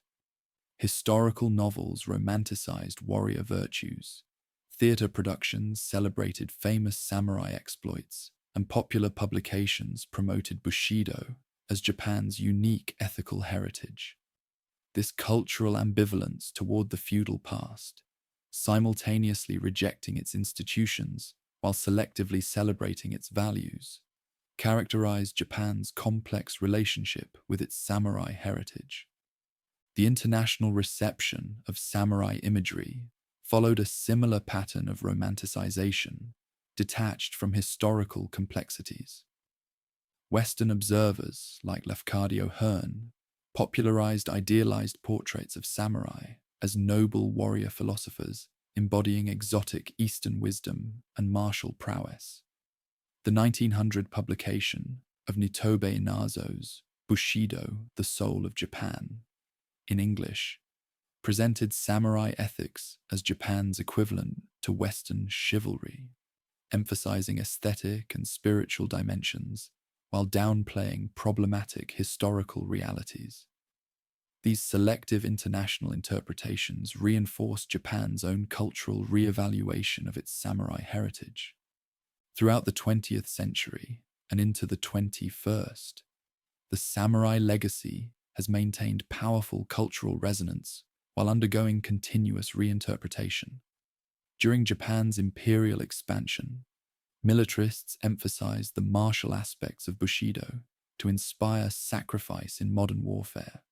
After World War II, more humanistic interpretations stressed the cultural and spiritual dimensions of samurai tradition.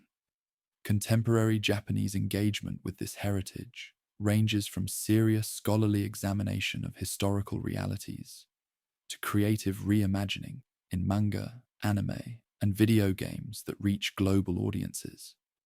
Tourism, martial arts, and cultural performances continue to invoke samurai imagery as emblematic of Japanese cultural distinctiveness. The actual historical samurai were neither the perfect warrior philosophers of romantic legend, nor merely brutal enforcers of feudal hierarchy. They were complex historical actors who created and maintained a distinctive social order that evolved over centuries to meet changing conditions. Their cultural accomplishments, ethical ideals, aesthetic sensibilities, and governing institutions represented remarkable achievements that influenced Japanese civilization far beyond their formal abolition. The tensions within samurai identity, between violence and refinement, loyalty and ambition, tradition and innovation, reflected broader contradictions within human experience that give their story continuing resonance. The feudal Japan, created and governed by the samurai for nearly 7 centuries, represents one of history's most distinctive social and political experiments. Unlike European feudalism, which gradually evolved into absolutist monarchy and then constitutional government, Japanese feudalism reached its most developed form in the Tokugawa period, before rapid transformation through the Meiji Restoration. This compressed historical trajectory created the unique phenomenon of former samurai themselves dismantling feudal institutions and building modern alternatives, preserving cultural continuity amid institutional revolution.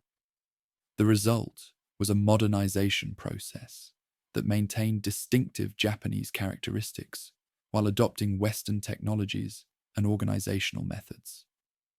As the physical reality of samurai rule recedes into history, its cultural echoes continue reverberating through Japanese society and global imagination. The aesthetic sensibilities developed through centuries of samurai patronage remain visible in contemporary Japanese design, architecture, and artisanal traditions. Ethical concepts derived from Bushido influence modern Japanese corporate culture, educational philosophy, and interpersonal etiquette. Martial arts originated by samurai for battlefield application have evolved into global practices emphasizing personal development and philosophical insight.